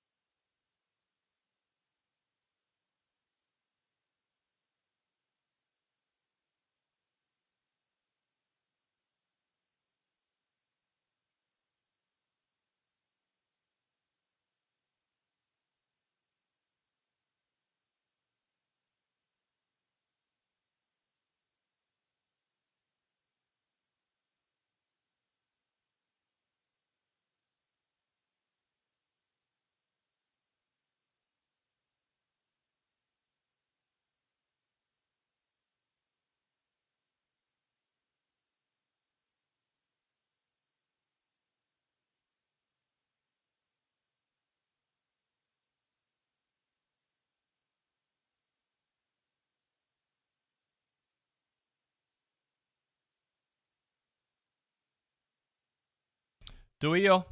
TexAgs Radio presented by David Gardner's Jewelers Rollo Insurance Studio. Let's get straight to our interview with Jake Matthews. Recorded it yesterday. I'll let the intro speak for itself, but that young man who's still dominating there in Atlanta got into the A&M Hall of Fame this past Friday. So let's take it away with the interview with Jake Matthews. All right, welcome back. On Friday night, A&M football legend Jake Matthews was inducted as a member of the A&M Athletics Hall of Fame class of 2023, a great honor for the Atlanta Falcons lineman who was the number 6 pick in the 2014 draft. Also, while at A&M, he was twice All-SEC and twice All-American, and in 2013, the All-SEC Lineman of the Year. Our guest is one of the newest members, Jake Matthews. What's up, man? How's it going? Appreciate you having me on. Thank you. Just let's talk about the recognition, what it meant when you got the call, and just I know you couldn't be there, but just your emotions when you found out. Man, I can't start without first saying how humbled and honored I felt. I love my time at A&M, and obviously there's been a lot of really, really good players that come out of there. So to be considered up there with the best of the best, I don't take it lightly, and it was a huge honor, and couldn't be more proud about it, you know. I watched the awards, and it was so great to see your wife Maggie and Beckett, your son, there. Just how cool was it to have them represent you, and just the whole family experience from everybody? Yeah, there was a bit of missing out type of feel, I guess. I'm sitting in my house all alone after Friday practice, and you obviously got my wife and son, and my parents were there, and practically my whole family, and I'm kind of watching from afar. But they sent a bunch of videos and stuff, and I was kind of keeping up in the moment. But man, it was really cool, especially seeing Maggie go up there with our son Beckett and give that speech and everything. And I was very, very excited to see it, and they did a great job too. I think my son, he's pretty good on entertaining people on stage or being on camera. So maybe there'll be a future in that, a little different from his dad. Well, maybe you can come take my gig here at TexAgs. Just kind of update us on family life, your dad, your brothers, just home life. I know you're busy in NFL season, but I know your family is so important to you. Yeah, very important. Man, believe it or not, I'm the in my immediate family, the last one playing ball now. There was a point there was like 4 of us all playing at the same time, but they're all doing really well. I've got just in regards to my dad, not the best news, but I got a ranch back in Texas, and he's out there messing around and drops a big trailer basically on his hand and almost took off the tips of 2 fingers. And yeah, not the best news, but needless to say, he's having a good time out there enjoying my stuff. But it all got fixed up, and he's all good. But no, he's doing well, man. He talk about a badass, man.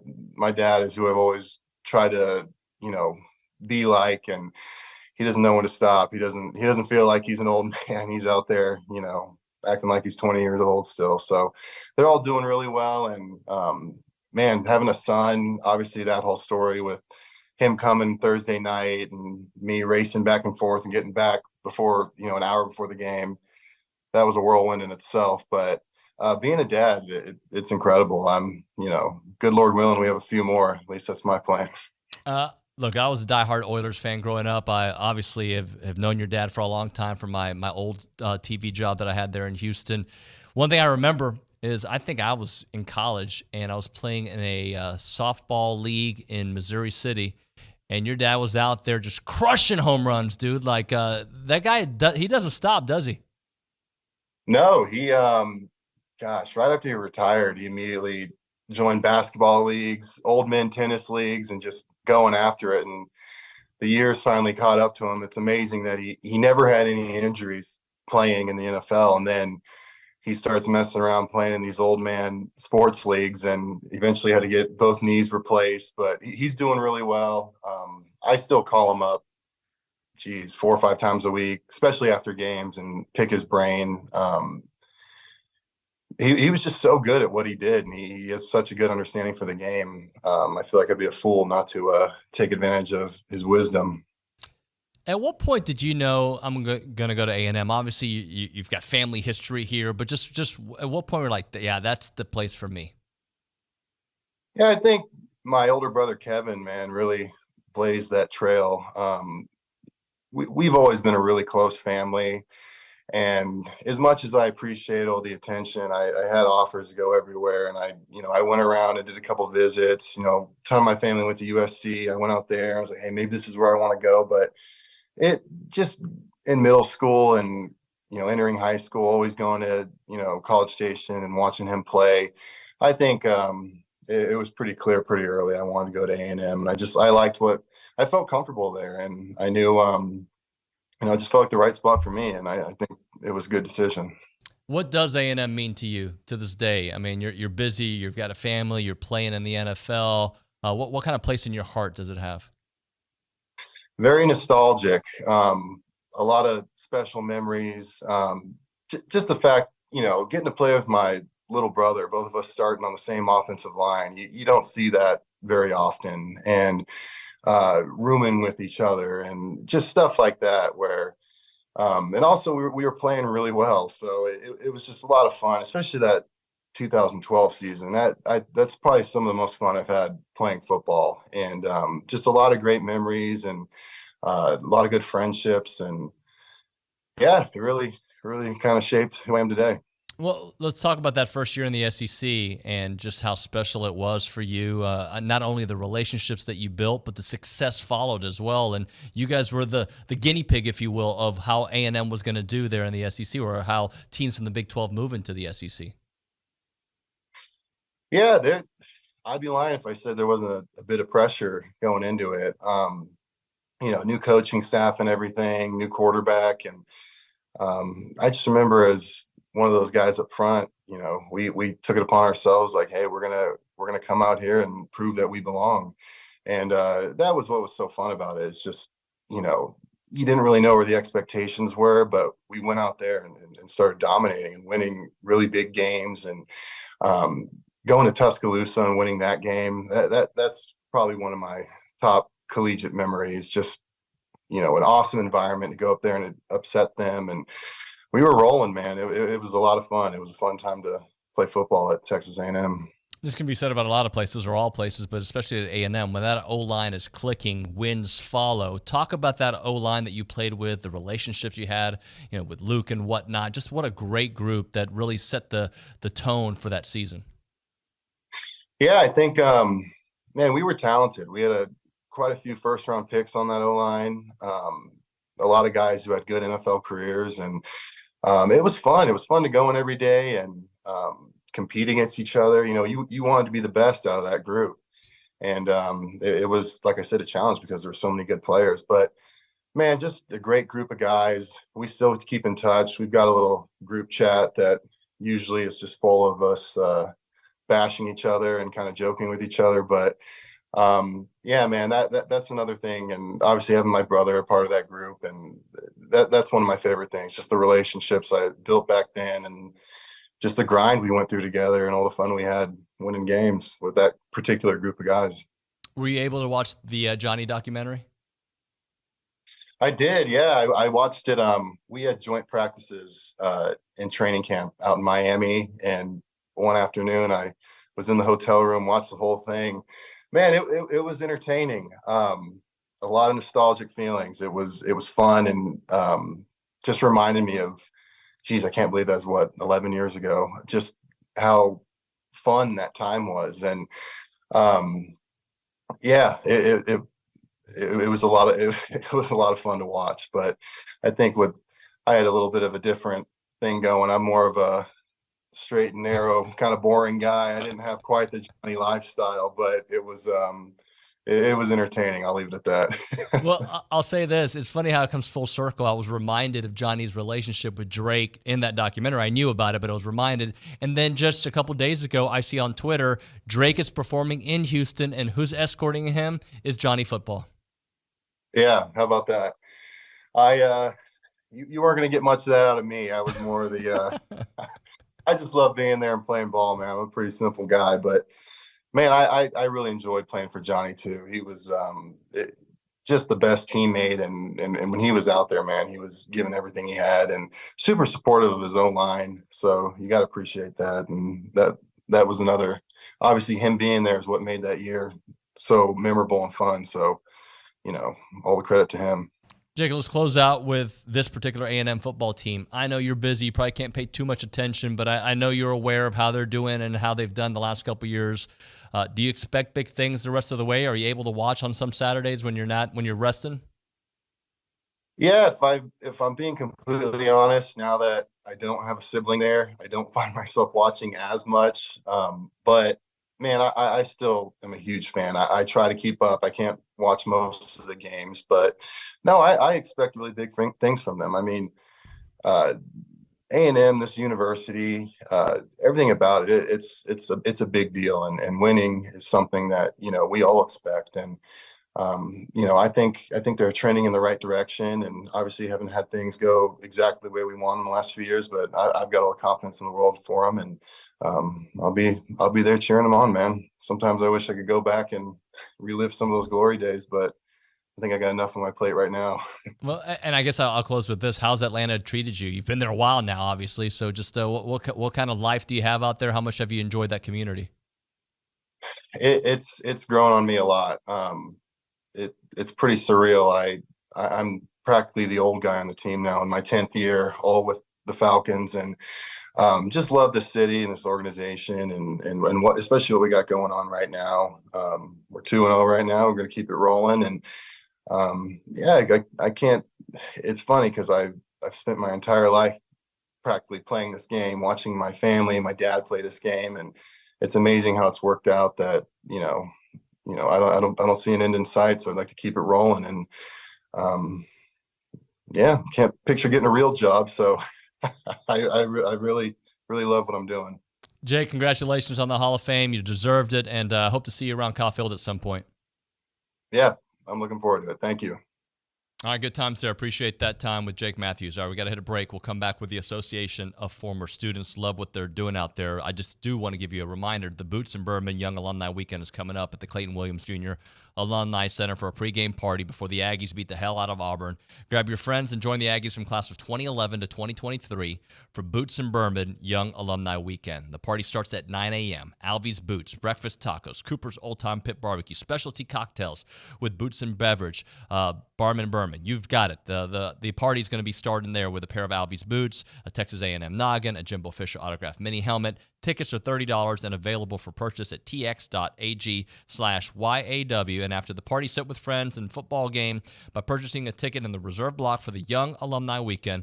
A link to the purchase football tickets or discounted football tickets will be provided in your tailgate package. Don't miss out. Tickets at tx.ag/YAW.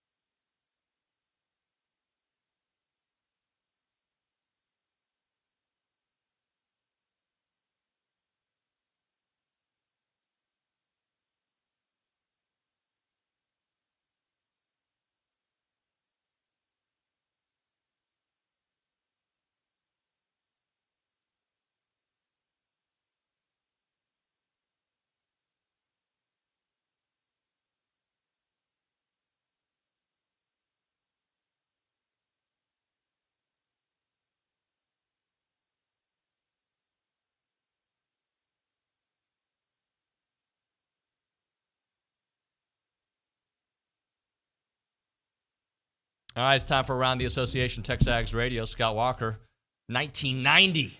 Hey, brother. God, it's a long time ago, man.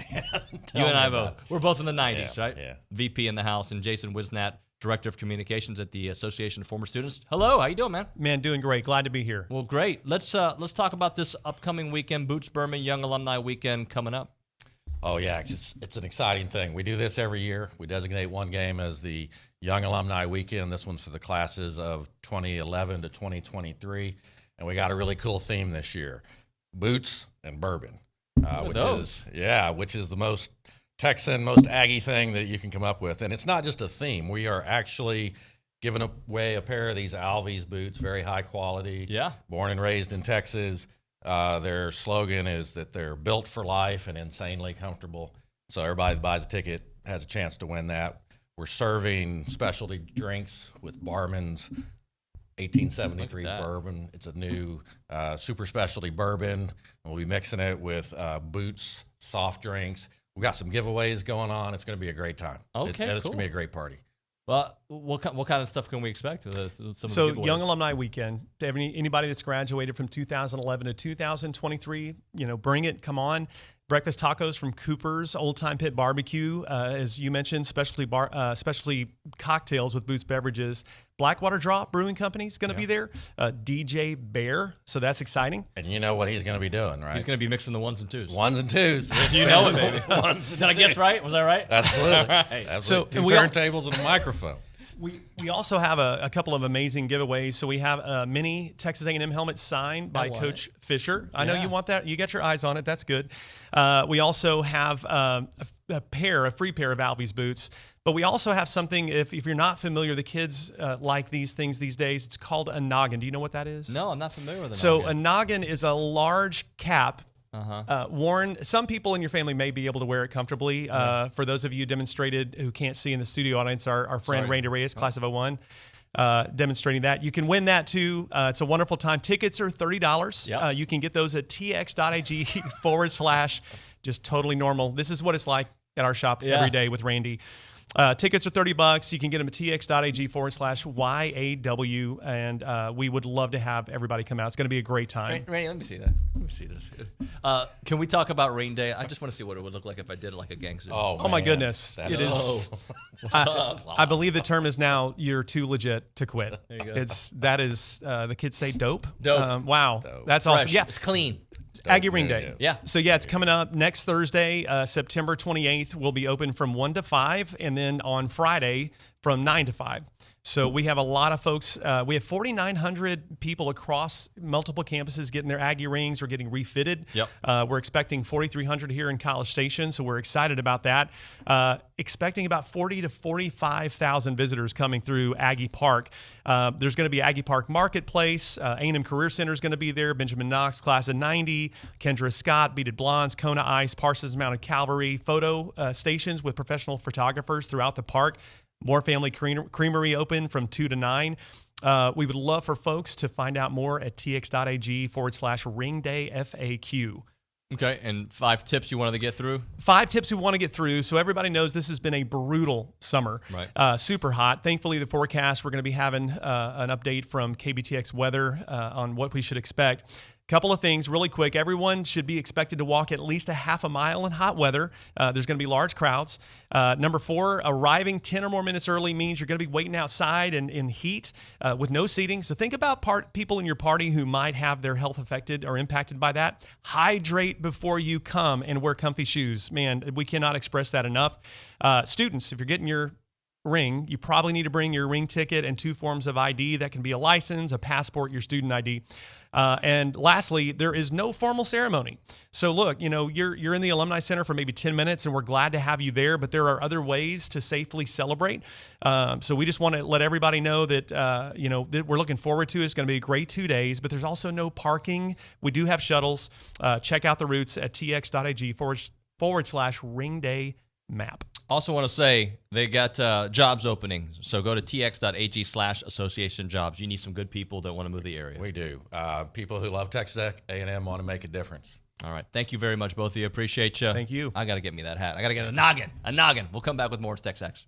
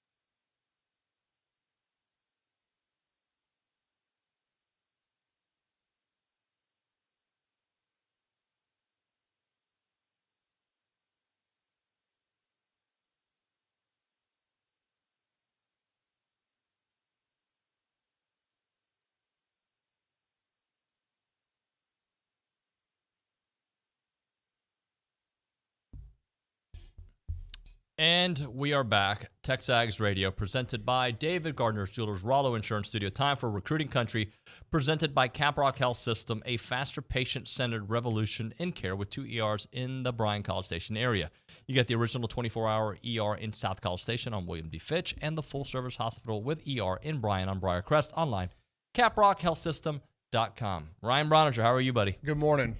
I wore my Space City Connect jersey today to try to get some good mojo for the good mojo. I don't even know. This might be the last day of the season that they're still in first place. They're a half a game up on the Rangers. They're still up?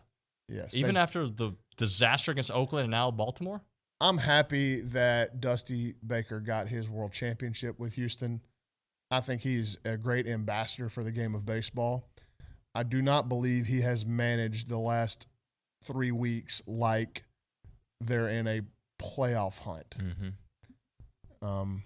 Yonder Diaz needs to play more, like every day. And I think you got to take a long, hard look at what's happening at first base. I know Jose Abreu's been better over the last couple of months, but man, I just it's hard for me to justify a lineup with Jose Abreu in it or Martin Maldonado in it and Yonder Diaz on the bench whenever every game is meaningful right now. Let me say something. What I'm amazed by is that they're still in first place as bad as they've played. Well, nobody wants to win the West. Exactly. I've said since the beginning of the summer that I thought Seattle was the most complete team in the division, and they may end up winning the division. But now it's not even like you're just not even fighting for just a divisional title. Now you're fighting for like a playoff spot because that's how bad the entire division has played. And listen, you played around and messed around with Oakland and Kansas City, 2 of the worst teams in the league. Isn't that right, Nick? Nick is in here fixing the cameras, and he's just as upset. But anyway, I wore this Space City, just some good vibes. Okay. Try to turn it around. No, it's not. These jerseys are sweet. If they wore them with white pants, I'd be a huge fan of them. You going to watch any Champions League today? Arsenal plays, man. They do? We're back. We're back in the Champions 2 League. o'clock. Yep. Ala Madrid, 11:45. All right, let's get into some recruiting, if you don't mind. I'll start things off with Terry Bussey, who visited this past weekend. Yeah, I don't think anything's changed. It was good to get him in. Had an outstanding visit. Stayed after the game for a while, met with the coaching staff, went and ate with members of the coaching and recruiting staff. And I know that on Friday he played his game with A&M gloves and an A&M towel. So that doesn't really mean anything. It's just kind of piggybacking on top of the weekend that he had. He's supposed to visit LSU this weekend for an official visit. The plan is still for him to get to all the schools in his Final 5 on official visits before his commitment date, which is at the end of the month. So that leaves this weekend, and I believe next, for him before he makes a final decision, or not a final decision, but a commitment announcement on September 28th. I thought that he was going to come off of that date. He still has not done that, which leads me to believe as it gets closer, he's pretty set in doing it on that date and then potentially taking some more visits after he's committed. So as of right now, I like where A&M's at. They got to weather some more visits, and but it's felt like they've been toward the front of the line for most of the recruitment. I wouldn't say all of it, but for a lot of it. And Texas and LSU, I think, are the biggest competition, with Texas making the most recent push and kind of moving themselves up the pecking order as well. But LSU's always been a threat too. So it'll be interesting. We're coming down to the finish line on a commitment announcement, and as of right now, and this thing could change, but as of right now, we feel good about where A&M's at. Well, I hate pointing at games and what they could mean, but the next 3 weeks are very important. Turning point. Yeah, it's a turning point in a lot of ways, man. If we're looking up in the middle of October and A&M's 5-1, boy. It's good things are happening on the field and then on the recruiting front as a cause and effect kind of thing. Yeah. If not, if it goes the other way, the 180 happens. And we've said, we don't need to say it anymore. We've said it 1,000 times, but this is it, man. Like, what's going to happen against Auburn, Arkansas, and Alabama? And they're going to have an outstanding visitor list in this week, including a bunch of the commits. Some of them arriving, even the out-of-state guys are arriving on Friday, and we'll have that list out a little bit later this week. I have been sending out text all morning to kids to see, kind of check in on their status. Hal just dropped the name of a 2025 visitor on the site, one of the best in the state, one of the best in the country, that's planning to make his way into town. So it'll be, for an 11 a.m. kick, the recruiting audience inside Kyle Field will be very impressive. And they've got to capitalize. These are opportunities. These are turning points. I wrote about it a couple of weeks on the site. These are turning point moments, not just in Jimbo Fisher's tenure at Texas A&M, but very much so, or even more so, in this recruiting cycle. Right. I think it's very interesting because when you say turning point, it's really about what this program is about. It's not just for this season, right? Because if you turn it around and are 5-1, you can say, look, last year was just what it was. This is what we've done the last 2 out of 4 years, and look at where we're at.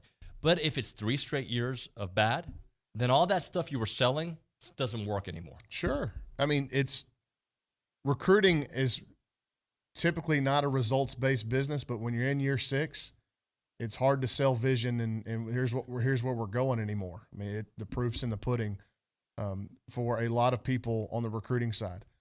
And A&M has got a ton to sell, and they're great at selling it. But in the end, it's going to come down to wins and losses this year. That's why it's just such a pivotal, like, call it pressure or whatever. It is what it is. Like, that's kind of the bed that they're laying in right now after going 5-7 and a lot of question marks. And then more than others?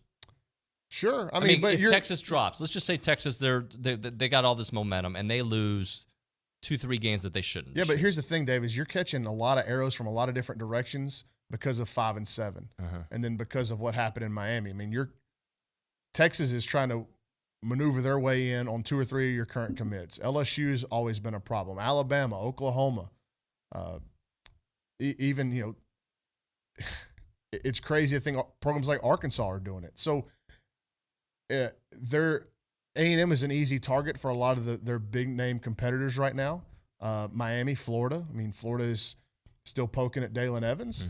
So you're catching it from a lot of different directions, and the best way to quell all that is to win games. And so their biggest anti-selling point on A&M goes away.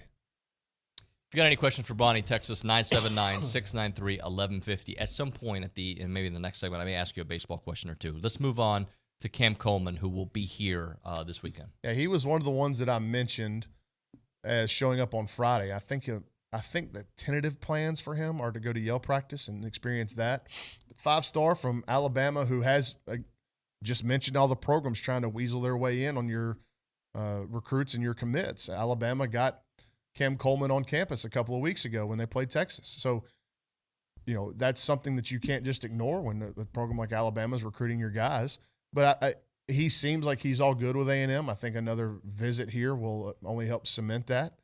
But he has to like what he's seeing out of the receiving corps. Not only that, it's just, not only what Evan is doing, but also the touchdown receptions that Noah had. Huge weeks for Jade and Ananias last week. And, playing with a quarterback like Connor and Bobby Petrino's offense. Like, I think what I'm going to write about next week in my long-form recruiting article is probably how enticing it is right now, at least, to play for this A&M offense. And who would have thought that a year ago as a receiver? You know what I'm saying? Right. So a lot of that has to do with Connor, but a lot of that has to do with the offense as well. And it taking like kind of a different step where it's not just one wide receiver. The ball's getting distributed to everybody, tight ends included. And so like that's going to be a really enticing trait and a really enticing selling point for this group of receivers that they've got is really talented. But again, man, I've kind of hinted at it quite a bit on this show, actually.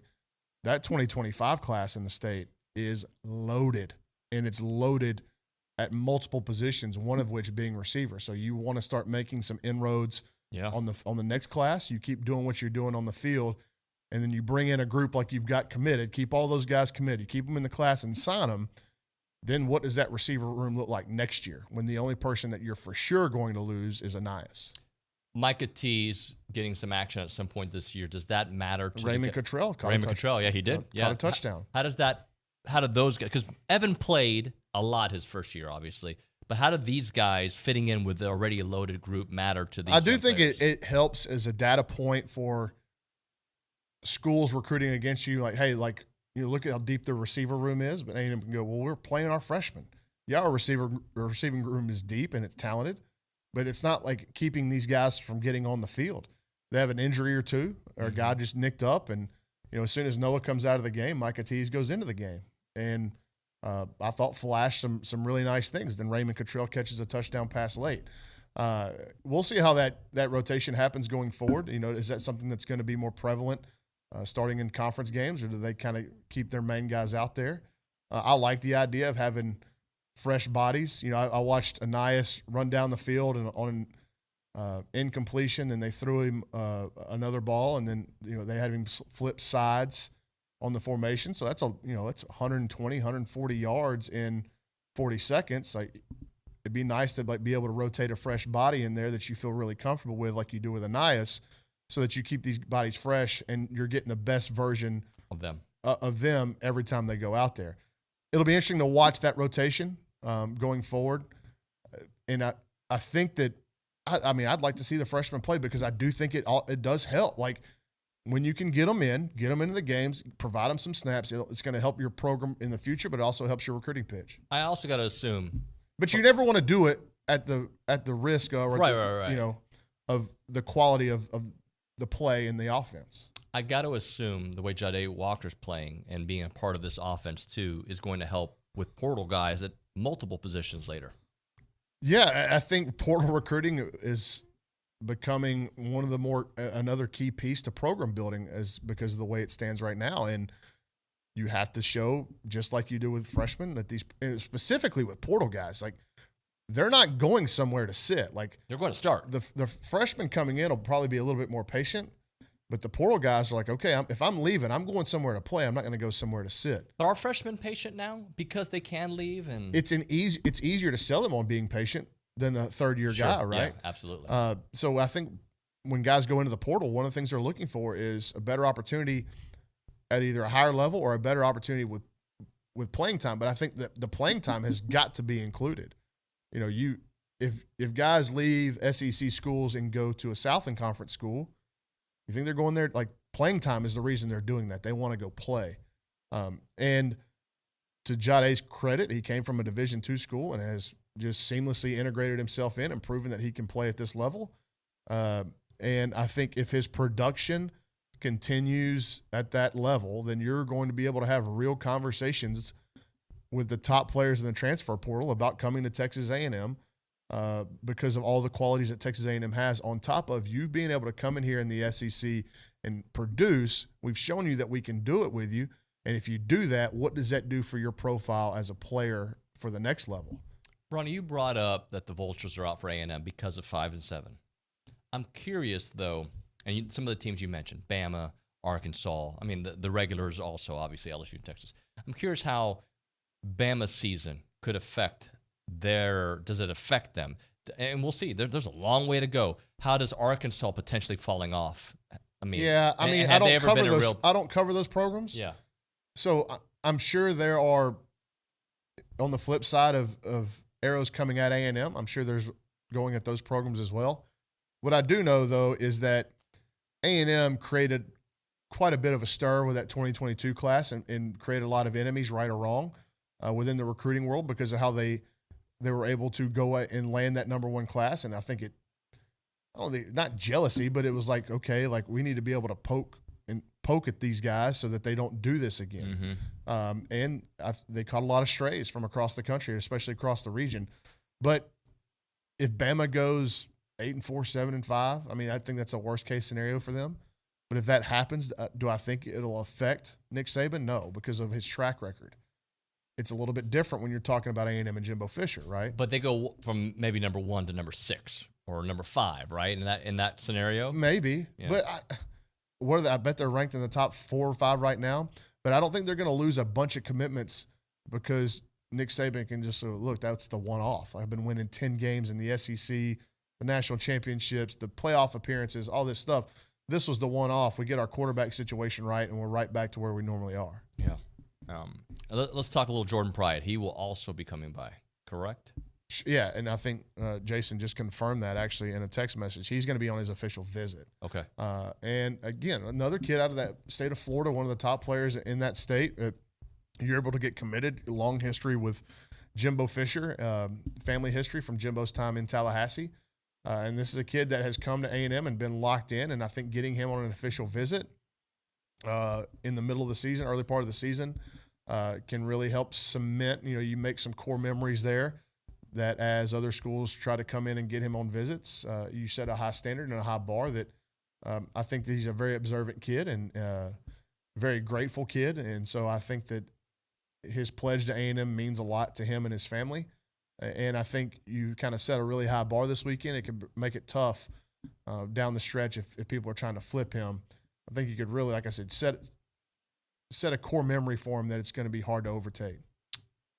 Are some names on the A&M staff emerging as like BGA is a name that I've heard a couple different times. Are there some names emerging like this guy is recruiting at a good level? Well, I think for the 2024 class, you'd have to look at the production of the quarterbacks, Miles O'Neill and Anthony Maddox, and say, what a job by Bobby Petrino. Yeah. Because neither one of those guys, when he went out and committed them, were considered amongst the elite quarterback prospects. Now, they had good offers. They were both going to go play Power 5 college football. Had A&M not come in and offered and committed them. But they weren't like can't miss, like a DJ Lagway down the road at Willis that we'd heard so much about for so long and was considered a 5-star from an early time in his high school career. Anthony and Miles were kind of, you had to go dig a little bit and you had to really go out and watch them and do some homework. And Miles just started his season at a new school and is off to a fantastic start. And then I don't know if you've been paying attention, but what A.J. Maddox has done in 3 or 4 weeks has been outstanding. Really high completion percentage, great touchdown to interception ratio. Looks like he's taken a big jump in terms of overall strength. And then in turn, I think that strength has given him some more confidence. His pocket mobility has been great. He's driving the football down the middle of the field. Some really impressive throws on his early season highlight tape. I think last week he was like 24 of 27. That's Connor Wigman-esque in terms of efficiency. And I think it's important, like being accurate with the football and completing a lot of passes, I think in today's version of college football is really important. We talked about this in the office just the other day. Like, a lot has been made about rush defense, and A&M's rush defense has improved. But I'm like, did that matter in Miami? Is rush defense really that important anymore, or is it limiting the chunk plays? And I think, you get more chunk plays through the air. Would you agree? Yeah. And so the more that more accurate your quarterback is would lead to more chunk plays, which I think is a more important statistic than necessarily like rush offense. So we'll see. But I'm really excited about what they've done at the quarterback position, how those kids have played. So I'd give a feather in the hat of Bobby Petrino there. All right, we'll come back with some questions for Bronny at 979-693-1150. A couple other things to get into, and I do want to ask him some baseball stuff because I know that there was some high flying this past weekend. Right now we're talking Heritage Films. That's Chance McClain's company. I say his name because he's a guy that I have known for 20 years. He's not only a dear friend, and I hate doing business with friends, but this is different. Like, this is a service that Chance provides to people. He does these documentary films about families and family businesses and your dad, your uncle, whoever. People that are very important in the family name, he'll do it. The family ranch side of things is so cool that he does these stories. But they're 2-hour documentaries that they focus on your family name, and they're going to feel like you're watching an HBO special, a Netflix special. They're that kind of level of good. And Chance did it with my dad, and incredible. 93 years old, still playing a little bit of golf, and he was able to tell his story just last year, and it was a huge hit. So I highly, highly, highly recommend checking it out with Chance McClain at Heritage Films. The website, yourheritagefilm.com. Yourheritagefilm.com is the website. They also do the Yearflix. Yearflix is more a shorter, condensed version of a Heritage film and really more geared to the younger audience, 12, 13, 14, 15-year-olds, because it's like a benchmark video. Their Q&As are quickly done, and they're just as good, but there's just a little shorter version that you can update here a couple years later and see, oh, look what she was into then and what she's into now. Also did that with my daughter, Annalise. The website, yourheritagefilm.com. Yourheritagefilm.com, 713-893-8341, 713-893-8341.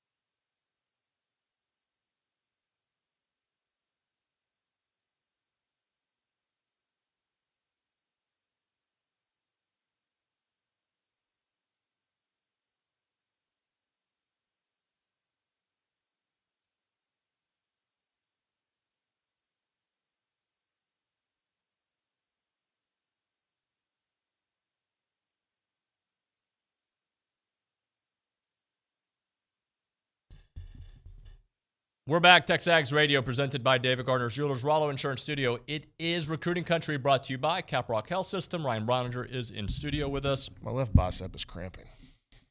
What happened? I told you this workout that I've been on where I've cut down my rest. It's kind of more of a cardio thing.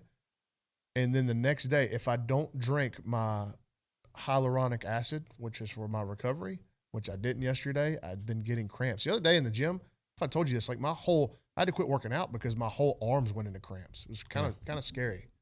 Yeah. I was probably dehydrated. I didn't have a reason to be dehydrated. I don't think you need to be doing like these, like, I don't know, like you're doing high reps and quick. It's not high reps. It's like 6 to 10 reps with 30-second breaks. Okay. Well, why do you want the breaks? The short breaks? Why don't you like the longer break? I'm not trying to build strength. I'm trying to lose weight. You can do both. Dude, it's been working. I'm down like 12 or 14 pounds. I'm wearing like my fiance bought me some shorts. I'm just saying for the recovery aspect, you seem like you're getting more injured than I'm getting. I'm not injured. I just get some pains. Billy, I couldn't get off the phone with Billy, and I was holding the phone up to my left ear. So I was squeezing that bicep for that long. I just did biceps yesterday. I don't squeeze when I use the phone. You don't? Not right here? It's just natural. Yeah, just pops anyway. Of all people that would think, I would think flex their bicep as often as possible. You would probably be in mine. You guys say that again. Compare me to other AM radio hosts. Yeah, I win the battle. I'm sorry. I'm stronger than Chip. I'm stronger than Louie. I apologize. And Gabe. There you go. Boy. Right? I'm just saying. Let's go. Well, they're talking about sitting. Well, there we go. Let's go to the social center. Angry Elephant News and Social Center, where we find Kennedy Cavan, who's got good hot wings. They got good hot wings. They don't batter them, which is good. I like that. They might have some Friday. They don't. That's good, right? So they don't batter them, and you can choose no sauce. So if you're trying to eat a little bit healthier, you can still have some good hot wings. I like when they just fry them without a batter on them. I do too. Crispy skin. You can ask at certain places for other places look at you crazy for saying that. Because they come packaged and like ready to roll, frozen. Yeah, they just drop them in. Yeah. Ms. Cavan, have you learned anything this segment? No. Why do you look annoyed today? You look very annoyed. I'm not annoyed. Y'all are just talking about your biceps, and it's just like. Let us see your biceps. Well, I can't. No, you can flex now. No, you can flex. Go ahead. Go ahead and flex. I'm very strong. I hope Nick screen grabbed that. I have no doubt in my mind that I could take David in a fight. No, not David. Yes. There is somebody. David Sandhop? Yeah, probably. You, David. There is somebody in this office she could take in a fight. Man. Yeah, I know. I'm not going to even say the name. He knows too. I'm not a fighter. I'm a hugger. Okay. In a office battle royale, would anybody beat you? Yes. Battle royale is like you got to toss them out of the ring. I feel like or just a fight, just a street fight. Dalton would be tough to. Dalton would be real tough. Here's the thing. I'm not going to be built for much endurance. Yeah, and that's where I got everybody. Yeah, I got them all there. And plus, I feel like in your mind, that's what you've been training for with this MMA stuff.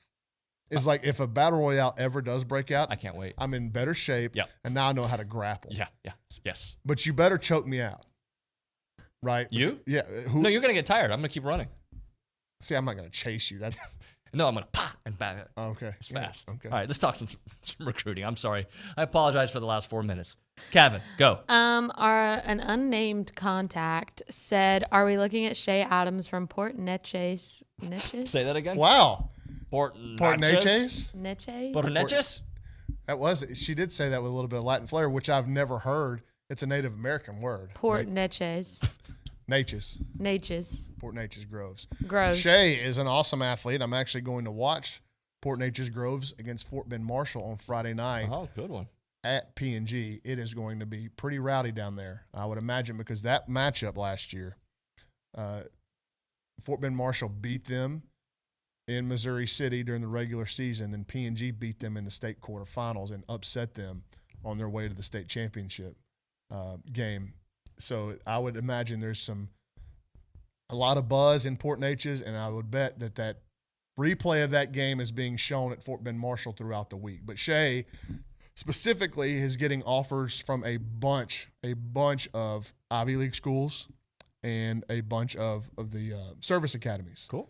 So extremely sharp kid, obviously, and a good player. I don't think he's going to emerge on A&M's radar, but really like him as a player and has been a ton of fun to cover. All right, let's go to the one from Matt in San Antonio, Miss Captain. Natchez. Sorry. Port Natchez. I'm going to need an actual pronunciation on that because It's that Natchez. confused me No, even it's more. leche. It's like milk. Port Natchez. I'm trying to be helpful. He's trying to troll you some more. Whatever. Natchez. Natchez. Yeah. Okay.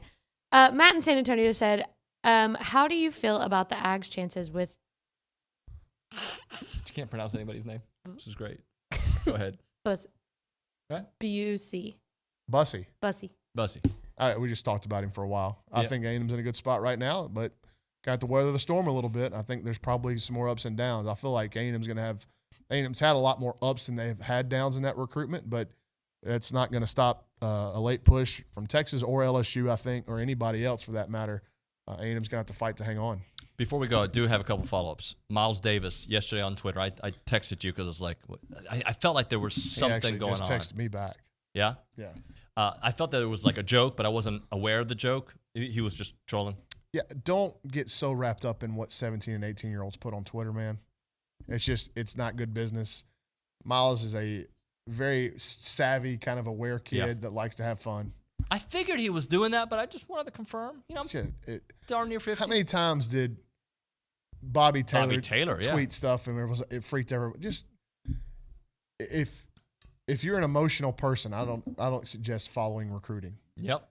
You can't ride the ups and downs, man. You got to just keep an even keel and see where things are at when it all plays out in December and in January. And it felt like it was trending in this direction, but Xavier Atkins is now back in with LSU apparently. Interesting recruitment.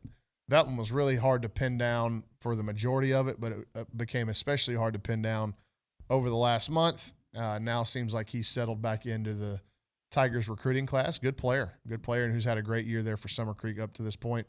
We'll see if A&M re-engages or if A&M gets back in or if, who knows what could happen. There's a lot of football to be played on Saturdays between now and December. So I don't know. I don't know that Xavier's even entertaining anybody else anymore if he's completely locked in with the Tigers. So we'll see. That one will be something to kind of monitor down the road. Baseball. You were there Friday? Well, Friday they rained out, remember? Sorry. And then Sunday they were, and then I was out there again yesterday for another scrimmage. But yeah, so it's a lot of new faces, man. Yeah. I'm actually I put out a Q&A on the site this morning, so if you've got specific questions, you can go over to the TexAgs Premium. Ask me a question. I will get to that, kind of like an Ask Lucci thing. I'm going to type out some answers, probably get that back out on Friday. But if you're an Aggie baseball fan, I encourage you to just come watch because it's a lot of new faces, but it's a lot of really talented kids. Who knows if that's going to turn into anything in terms of production and being a good team, but they are very talented. And some of those freshmen are going to force their way onto the field, both in the batter's box and on the pitcher's mound. Yep. Pitching-wise, you think they're going to be all right? I saw a couple of freshman arms in the last couple of scrimmages that I think are going to be high-impact guys. And even the transfers, man, the Brock Peary kid from Arizona State, Eldridge Armstrong out of San Diego State. I think those guys are going to be key contributors. What I feel comfortable saying about the bullpen options and really the entirety of the staff is that they're going to have more options than they've had in the first 2 years. I think it's deeper. I think they've got more guys that do different things, which should allow Jim Schlossnagle and Max Wiener to be a little bit more creative on how they go about attacking games and overall weeks and weekends and managing the load for all these guys. Thank you, Bronny. Thank you. Appreciate you. When we come back, Peter Burns, SEC Network. Oh, yeah. Braden Montgomery, freak. And very nice guy. Awesome kid. Yeah. Incredibly intelligent. Smarter than me and you put together. Oh, but a freak show of an athlete on the baseball field. That's not hard to do. Let's just be honest. Yeah. We're not that smart. We're talking Caldwell Country Chevrolet, Highway 21 in Caldwell. Online, CaldwellCountryChevrolet.com. So a couple different things to point out when you go to Caldwell Country Chevrolet. First off, you're looking for a vehicle, I highly recommend you start on their website to see the kind of selections that they have. And then call them up, visit them, however you want to get in touch with them, but start the process, and I think you're going to be blown away by the customer service. Dylan Alvarado there is my guy. They got several really good folks out there that do amazing work. They will help you in your situation, right? I called Dylan for some service stuff. He's not even a service guy, but he got me in the right hands and took care of me and followed up and then did a lot of great things from a customer service point of view. So you can get that when you go to Caldwell Country Chevrolet. Great trade-in value as well. I'm telling you, Caldwell Country Chevrolet is the place to go when you are looking for a new vehicle for your family situation. It's about a 15-minute drive, Brian Caldwell, short conversation away, but you'll see the difference when you step on the lot and do business with the good people there at Caldwell Country Chevrolet. Highway 21 in Caldwell, online, caldwellcountrychevrolet.com.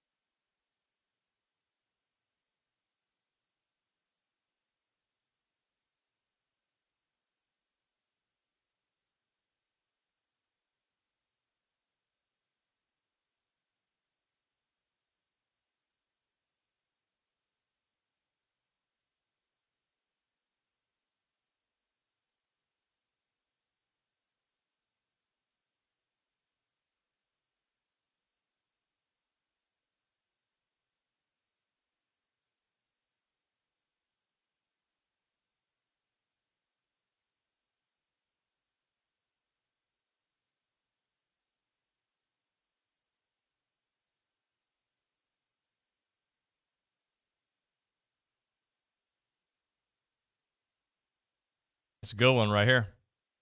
TexAgs Radio presented by David Gardner's Jewelers Rollo Insurance Studio. Let's go to the hotline and talk to Peter Burns, thanks to our friends at Blue Delta Jeans. PB, I'm really confused about life in the SEC because maybe Miami and Florida State are just that good and A&M and LSU are going to be just fine. What do you make of the LSU-Mississippi State game, the dominance? Does it tell you more about LSU and Daniels, or does it tell you more about what Mississippi State really is? What was your take on that? I think a little bit of both, and we'll get into the bigger picture SEC of what it's at. But I think let's start with what it was for LSU is the fact that they look like the team that we thought they were going to be at the start of the season. Jane Daniels is incredible. Offensive line looked aggressive, and I think the most important part is they put Harold Perkins, David, in a spot to where he could just go hunt. Right, he could be a headhunter. They weren't trying to force him to play inside linebacker, and all of a sudden everybody responded. It was, between Mekhi Wingo, Mason Smith and Harold Perkins. That was the first time we saw LSU really be able to be headhunters on defense. And Will Rogers and that offensive line were not ready. They're in a transitional period right now, trying to figure out, hey, how do they go from air raid offense of Mike Leach to running the ball? And LSU took full advantage of it. Honestly, it was kind of sad to see Will Rogers because, I mean, look at how much success he had in that air raid offense, and I thought he was a pretty good quarterback. And, man, that offensive line was just atrocious because LSU was so damn aggressive. Another thing that caught my attention was a tweet of yours. It actually was on your show, too, where you talked about the South Florida game for Bama's purposes was more of an audition for those other quarterbacks to kind of show what they can do. And it turns out they can't do it, and it needs to go to a Jalen Milroe style of offense. Yeah, I mean, I know Alabama fans were upset about it, but I'm like, this is why you have a South Florida, whatever, week 3 is to figure out, okay, what can we trust and what can we not trust? And they could not trust Tyler Buckner. They could not trust Ty Simpson. And so for them, it almost makes it gives them the answers to the test of, is Jalen Milroe our guy? And I think the answer is obvious. Like, Jalen Milroe gives you the best chance to win a football game. Now, the question is was Tommy Rees trying to make Jalen Milroe do things that he wasn't comfortable with? And now they can say, all right, well, we don't have any other options. Now let's build the entire offense around Jalen Milroe. I mean, it's like with the Philadelphia Eagles when Jalen Hurts got there. They drafted him, and they said, all right, instead of trying to turn you into a prototypical NFL quarterback, we're going to let you do what you did in college. And guess what? It's worked. They built the offense around, it's a novel idea. Build the offense around the guy that has the most amount of talent. So I think that's the conversations that were happening in Tuscaloosa this week of saying, how do we build this offense around what Jalen Milroe's skill sets are versus what he can't do and what we're trying to make him do. Talking to Peter Burns here on TexAgs Radio, presented by David Gardner's Jewelers. Help me understand your thoughts on this Auburn A&M game, because I look at Auburn as a team that's the arrow feels like it's pointing up, but they haven't played anybody, right? A&M is, I think, a team that we're TBD on, right? Like, they got to beat somebody of substance before we really are all in. So how do you kind of caddy this game? I mean, everything on the line here for Texas A&M. I mean, you look at this and you go, all right, we're in year 6 of the Jimbo Fisher experience. There's been ups and downs, more probably downs than they'd like to admit. And you cannot afford to lose a game in which Auburn came out and they've got 40-some-odd new players. Hugh Freeze has just taken over, and they're going to go into your building and beat you? Hell no. You cannot have that happen. Now, maybe if this was year 1 or year 2 under Jimbo Fisher, but you can't have all these great recruits, all the facilities, the fantastic fan base, and all of a sudden Auburn, who was left for dead last year, come into your building and win that game. I mean, this is as big of a win or big of a game that Jimbo Fisher has had in a long time, not because of what the stakes are, but just the perception of where your program is, not only in the SEC, but just in college football in general. I mean, my goodness. I mean, Auburn is in a no-lose situation, and they're a dangerous opponent, honestly, at this point, because they don't really have anything to lose. I mean, in the next 3 weeks, they play A&M, Georgia, and Alabama. I mean, come on. They're not, nobody's expecting, I'm not Alabama, they're LSU. They're not expecting to win any of these games. And if A&M gives them a gift, holy hell. I want to host your show for 3 hours on Monday if that happens. I don't want to host the show if that happens. I'm going to tell you right now. I don't, because I don't. How is it for you? Like, I know you can turn on the broadcast face when you need to, but like when my college football team does bad, like it affects the way my day goes, and it shouldn't, but it does. And I get it, because the thing is that at least you can look at, if your team is bad, what changes can be made. The problem is I look at Texas A&M and go, well, wait a minute. I don't think it's a Connor Wegman issue. I mean, he's, second in QBR right now. I thought he's played well. The offense has seen that uptick with Bobby Petrino, so I like how that is at least trending right now. But there's just something that isn't putting it together. I think they do. I think this is all a moot point, because I do think A&M, I don't think that they'll have, I don't think Auburn has the passing attack that Miami had. And I think it exposed the weaknesses in that secondary that I hope the coaching staff can fix. So I end up saying that this is a game that when we're talking about this coming up next Wednesday, and you will be talking about on Monday going, all right, I feel a whole hell of a lot better by A&M. I'd be surprised if this isn't at least a 2-touchdown, if not a 17-point A&M victory coming up on Saturday. All right, let's kind of go through this scenario, and I'm going to do something that coaches would never do, but I'm a talk show host, so I can do it. We see A&M beat Auburn. We see A&M beat Arkansas. Sets up a game against Bama, who's maybe righted the ship with Jalen Milroe. Then what? I mean, then how good do you feel about A&M if they pass those next two tests and Bama seems to get back on track? Yeah, I mean, you should, and that's why everything. I mean, really, the big tipping point of all college football and the SEC this year is what happens between Alabama and Ole Miss this weekend. Because again, I would expect A&M to beat Arkansas. I would expect A&M to beat Auburn. I think they're just better rosters in right now, so I would assume that that's going to be the case. And for Alabama, that's why it all comes down to this game. I mean, I can't understand who has more pressure on them. Is it Nick Saban to showcase that, hey, the dynasty's not crumbling like everybody says it is, or Lane Kiffin, who always likes to mix it up on Alabama week? Like, if you don't win this week and you're Lane Kiffin, when are you ever going to beat Saban, right? They got quarterback issues. You've got better quarterbacks. You hired Pete Golding, the former defensive coordinator for Alabama, who knows everything about that team inside and out for the time that he spent there. Like, and Bama's coming off the worst, game that they've played probably in the last 15 seasons. So if Lane and Ole Miss can't win that game this week, I just pack it up. I don't know if they'll ever beat them. Peter, I'm going to throw you a scenario that I don't think is going to happen, but it's in play. What happens if Bama gets their second loss? What happens if LSU gets their second loss? What happens if Clemson gets their second loss here in September? Like, just from a college football world, like, how ridiculous does that sound in September? It sounds ridiculous, but it also sounds like what the new reality is going to be. My dad and I are on a road trip right now. We were talking about, name, image, and likeness and transfer portal stuff. And, and he's been a proponent, like he hates it, right? And then he got into the car today and he's like, you know what? The more I think about it, the more I think it's added a lot of parity. I'm like, hell yeah, you're right. Right? I mean, like, all of a sudden, instead of Bama being able to throw 3 first-team All-American squads and waves at somebody, those guys are transferring out to go play somewhere else. And so to me, I look at college football probably having the most amount of parity and looking like the NFL more than it ever has. I mean, West Coast football is good. I mean, you see Texas and Oklahoma making runs, Miami, Florida State.